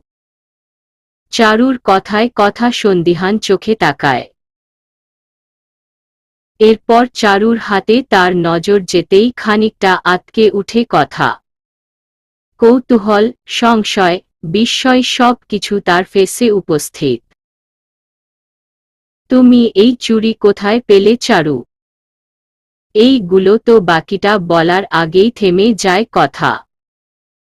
তার মধ্যেও ধূসর মেঘের ঘনবসতি। চারুর বুঝতে আর কিছু বাকি রইল না, চোখের কার্নিশ বেয়ে নোনাপানি আপনা আপনি গড়িয়ে আসে এক ফোঁটা। শ্যামারঙা বদন তার গোধূলির কৌটায় সিঁদুরের ন্যায় হয়ে আসে। চোখ রাখে কিয়ানের দিকে চারু। যে চোখে অভিযোগ নেই ঠিকই, তবে আশাতের চাহনি বিদ্যমান অবশিষ্ট। কিয়ান চেহারায় প্রত্যাশার চাহনি রেখে তাকিয়ে আছে চারুর দিকে। কথা অবাক হয়ে বিস্মিত চোখে কিয়ানের দিকে তাকিয়ে। তার কাছে আছে অনেক অভিযোগ, তার প্রত্যাশার ভেদ মিথ্যা হওয়ার আশঙ্কা। চারু আর স্থির থাকতে পারে না। চারু শাড়ির কুচিতে হাত রেখে দৌড়ে বেরিয়ে আসে বাইরে। চারুর সাথে মুষলধারে নেমে আসে বৃষ্টি আকাশের বুক চিরে। চারুকে ছুঁয়ে দেয় নীরবে তারা। আষ্টেপৃষ্ঠে জড়িয়ে নেয় চারুকে বৃষ্টির পানি। চারু ছুটে আসতেই কিয়ান পিছু ডেকে উঠে চারুকে। কিন্তু চারু সে ডাকে সাড়া দেয়নি, পারিনি দিতে সাড়া। এই প্রথম সে তার প্রিয়র ডাক উপেক্ষা করল। তার মন বাধা দিলও সে ডাকের তালে বিলীন হতে। আহত চোখে তাকিয়ে থাকে কথা। কিয়ান অসহায় দৃষ্টিতে চোখ রাখে কথার দিকে। চারুকে ছুটে আসতে দেখে নাভেদ সংশয়ী হয়ে তাকিয়ে থাকে। জামিলা বিবি দাঁতে দাঁত চেপে বলে, মুখপুরীর কাজ দেখো। কেমন মানুষের সামনে ধৈ ধৈ করে নেচে বেড়াইছে। মান সম্মান কিছু থাকলো না এই মায়ার জন্য। জামিলা বিবির কথায় নেহারুন্নেছা দীর্ঘশ্বাস ছাড়ে একটা। চারু এক দৌড়ে ছাদে এসে একপাশে বসে যায় দেয়াল ঘেঁষে। সারা শরীর তার দুঃখের অনলে পুড়ে যাচ্ছে যেন। বৃষ্টির পানি তার কাছে বিষাক্ত কাঁটার আঘাতের ন্যায় মনে হচ্ছে, যে মেয়ে বৃষ্টি দেখলে ছুটে আসে তাকে ছুঁয়ে দেওয়ার জন্য। বৃষ্টির মাঝে হারিয়ে যায় তার প্রিয়র অনুভূতির সাথে। সেই মেয়েটির কাছেই আজ বৃষ্টির পানি কাটা ঘায়ে নুনের ছিটার মতো কাজ করছে। তার মনে হচ্ছে এই বৃষ্টির পানি তার জীবনে কালো মেঘ বয়ে নিয়ে এসেছে, আকাশের বুকে সজীবতা ছড়িয়ে দিতে। সব ধূসর মেঘ যেন তার কাছে জমা দিয়ে যাচ্ছে। কিন্তু এভাবে কেন? কেন মেঘেদের এইভাবে আসতে হলো তার জীবনে? তার জীবনে তো কালো ছায়ার অভাব ছিল না। ওই তো একটাই আলোর রেখা তার জীবনে, যাকে ঘিরে তার সকল আধারকে বরণ করে নেওয়া। তাহলে কেন সে আলোর রেখাও মুছে দিতে চাই তার জীবন থেকে? তার ভাবনা, তার অনুভূতি মিথ্যা করে দিতে চাই। সত্যি কি সব ভুল? নাকি এখন যেটা ভাবছে, যার কারণে হৃদয়ক্ষরণ হচ্ছে, সেটা ভুল? সে তো তার প্রিয়কে চিনতে কখনো ভুল করেনি। কখনো বুঝতেও অসুবিধা হয়নি তার প্রিয়র নীরব চোখের চাহনি, না বলা কথা। অব্যক্ত ভালোবাসা। সে তো সব কিছু সঠিকটাই জানে। তাহলে কেন এমন হলো? কেন তার মধ্যে হাহাকার ছড়িয়ে গেল? তাহলে কি ভাবনা ভুল ছিল?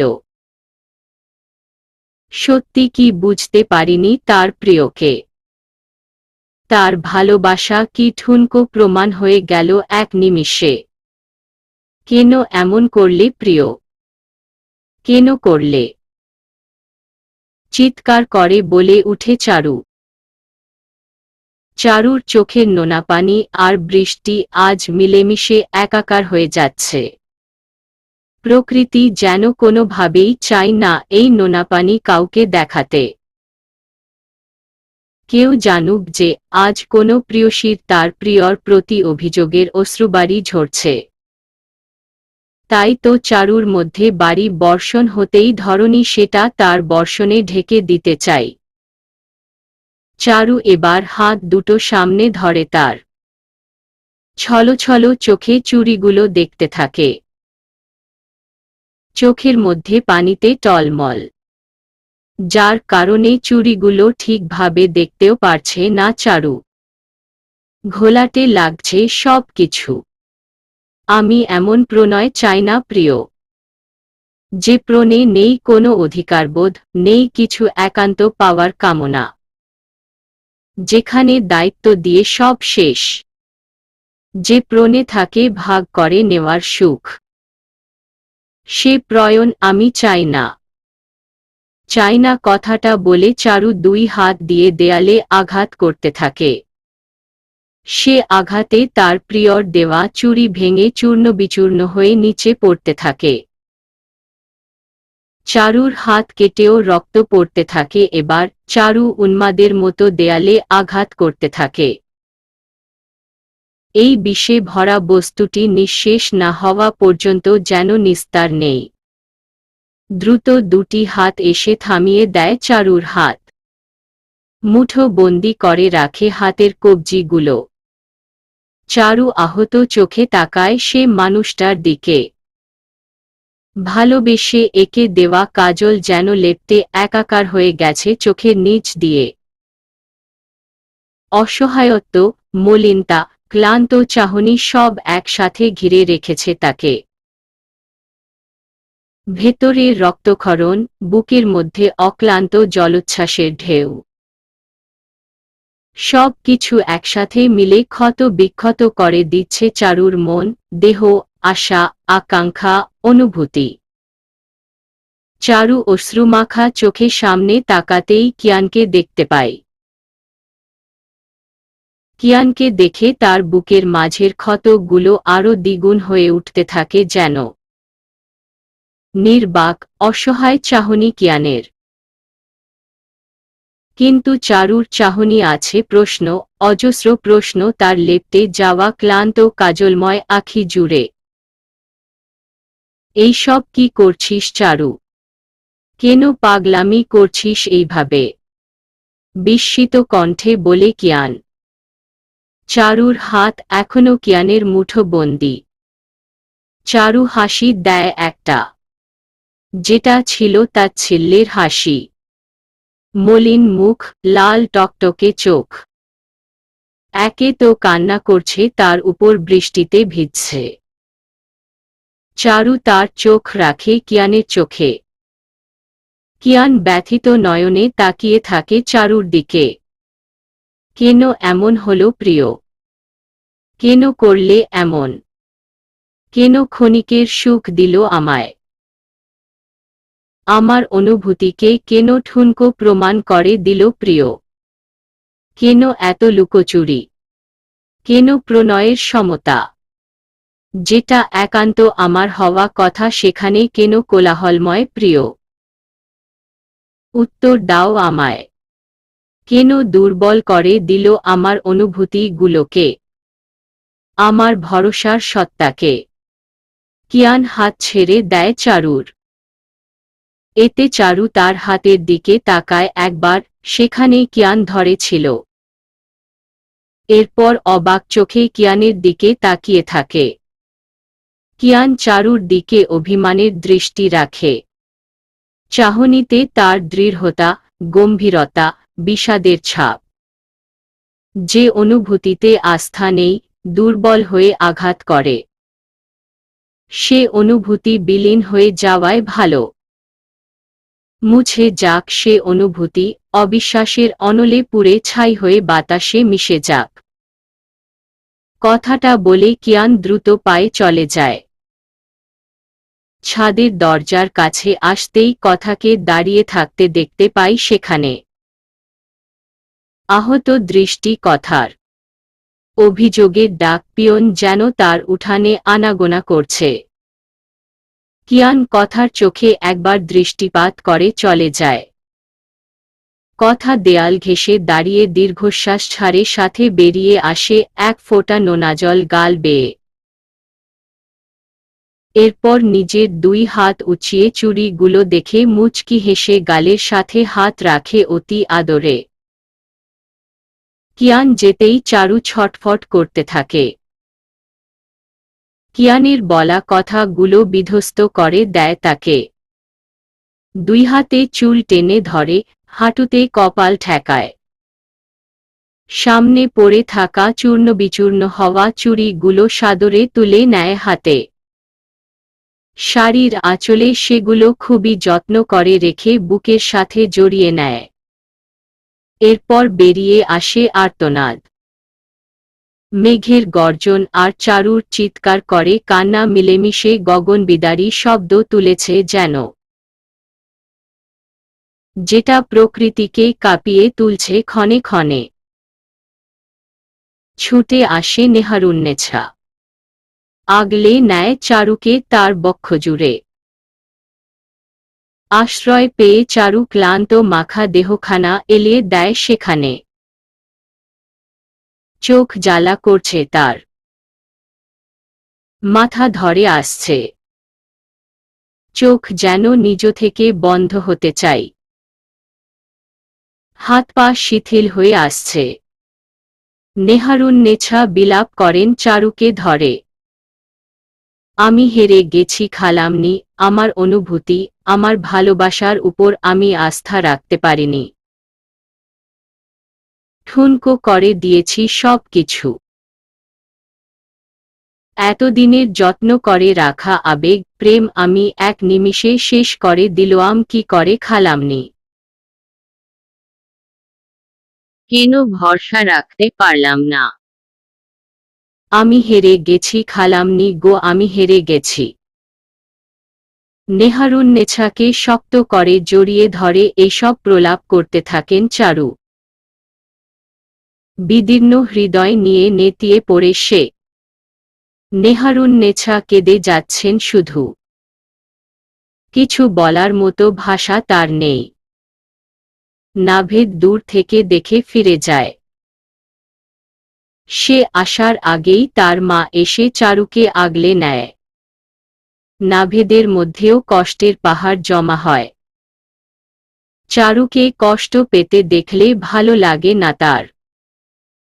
একদম সহ্য হয় না, যদিও চারু ছোট থেকে দুঃখ কষ্ট সঙ্গী করে বড় হয়েছে।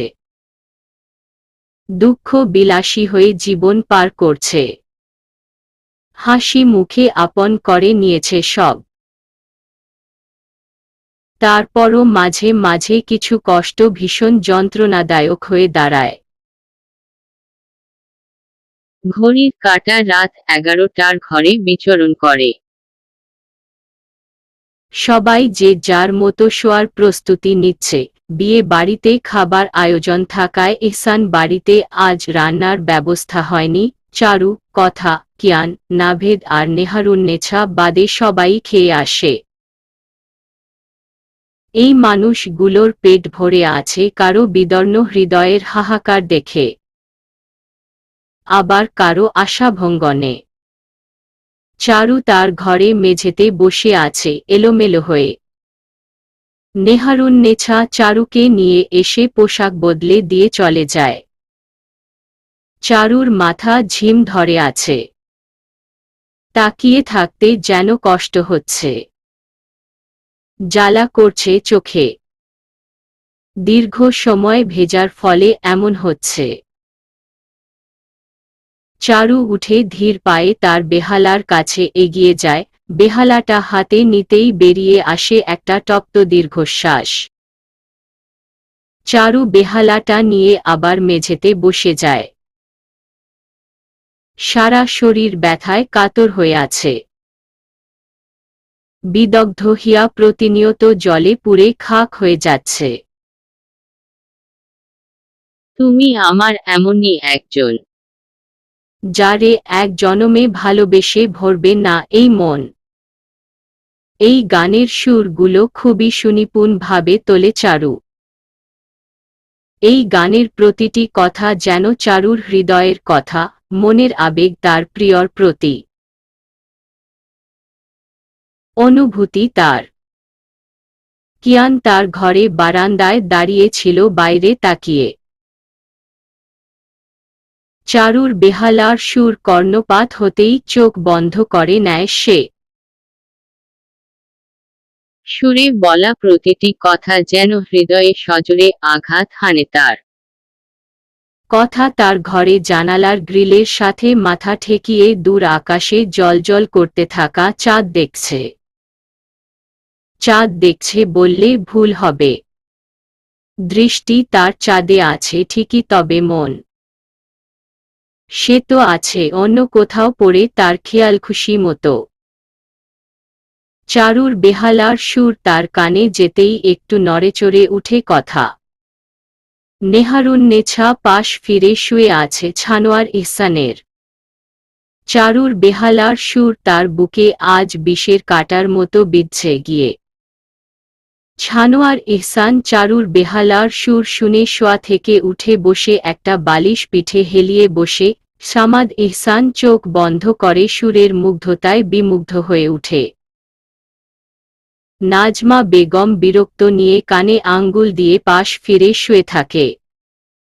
জামিলা বিবি দাঁত মুখ খিচিয়ে দরজা বন্ধ করে দেয় তার ঘরের, যাতে করে চারুর বেহালার সুর তার ঘর পর্যন্ত না পৌঁছায়। আর নাভেদ দাঁড়িয়ে আছে চারুর ঘরের সামনে।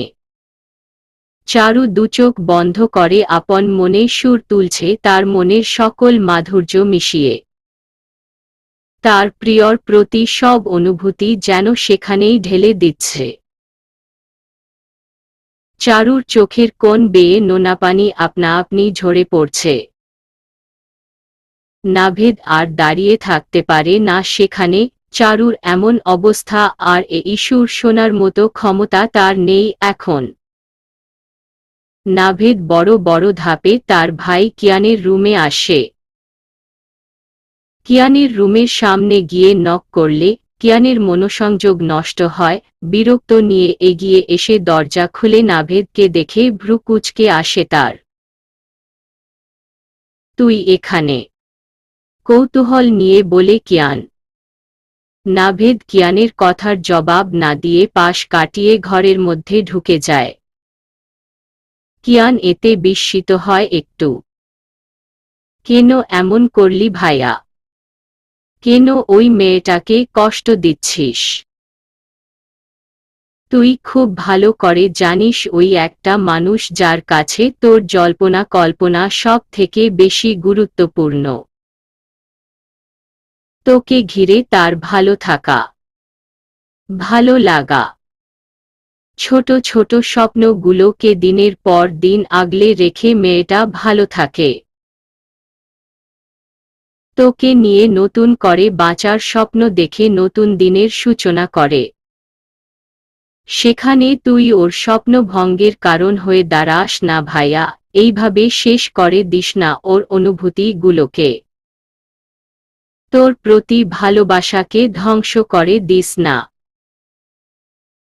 মেয়েটা সব কিছু হারিয়ে সব কিছু উপেক্ষা করে তোকে নিয়ে ভালো থাকে। সে বিশ্বাস করে তার প্রিয় আছে। তার প্রিয়র ভালোবাসা ঠিক একদিন সকল অপূর্ণতা দূর করে দেবে। নাভেদের কথায় কিয়ান সংকীর্ণ চোখে তাকায়। কিছু বলার মতো ভাষা তার কাছে নেই। কিয়ানকে চুপ থাকতে দেখে নাভেদ একটা দীর্ঘশ্বাস ছেড়ে বলে, চারুকে থামা ভাইয়া।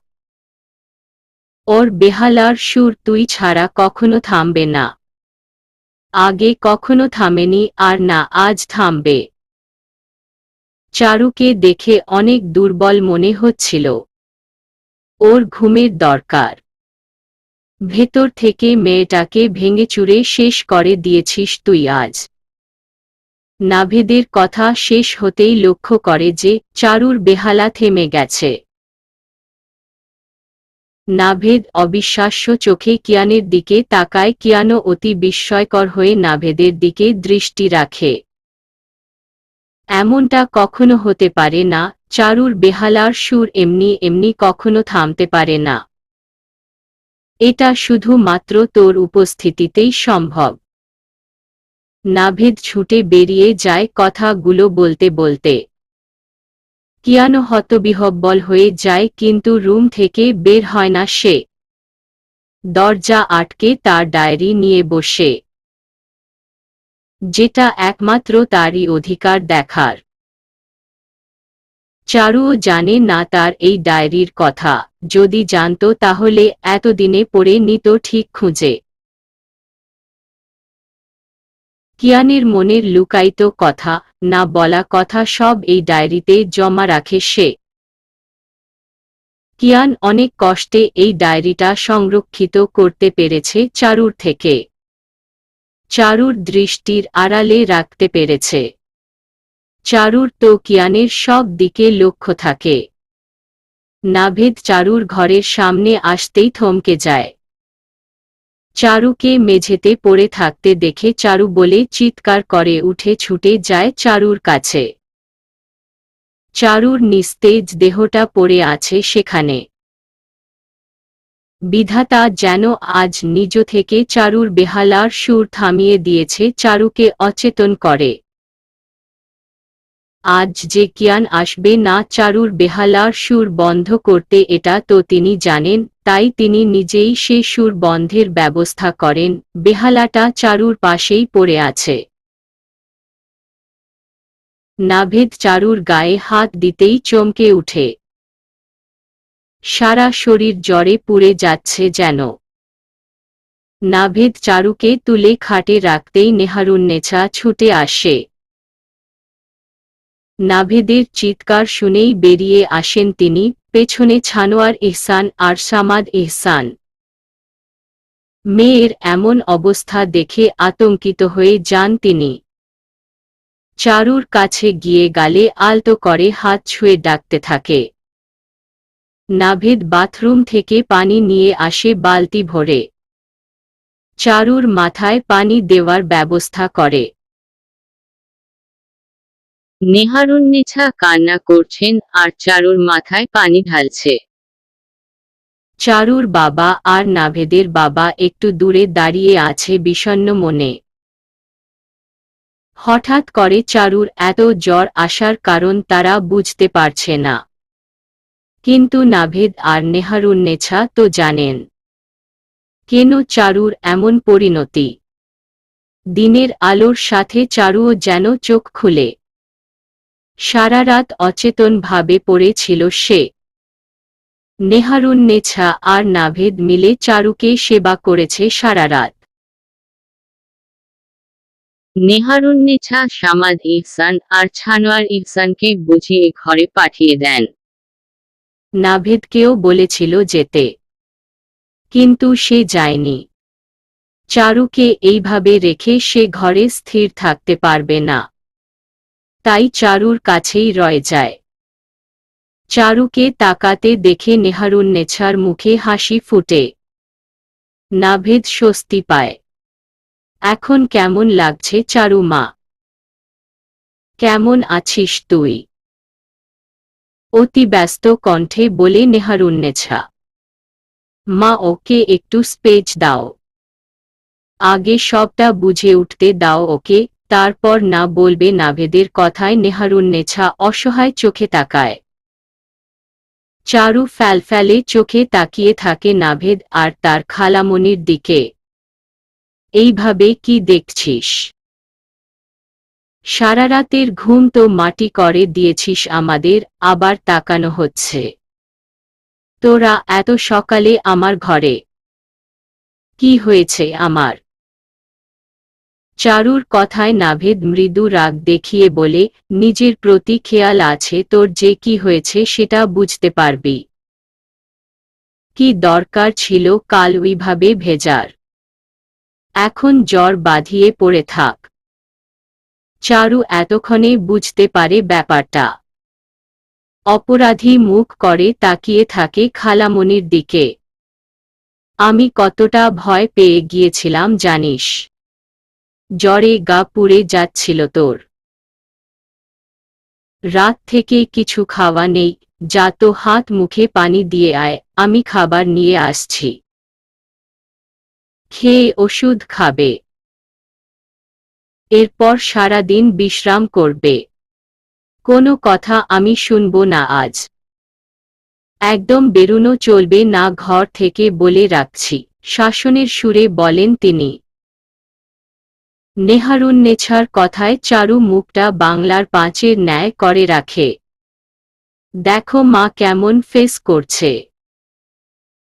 ও যদি ভেবে থাকে এমন অসহায় লুক নিয়ে থাকলে আমরা ওকে মাফ করে দেব, তাহলে একদম ভুল ভাবছে।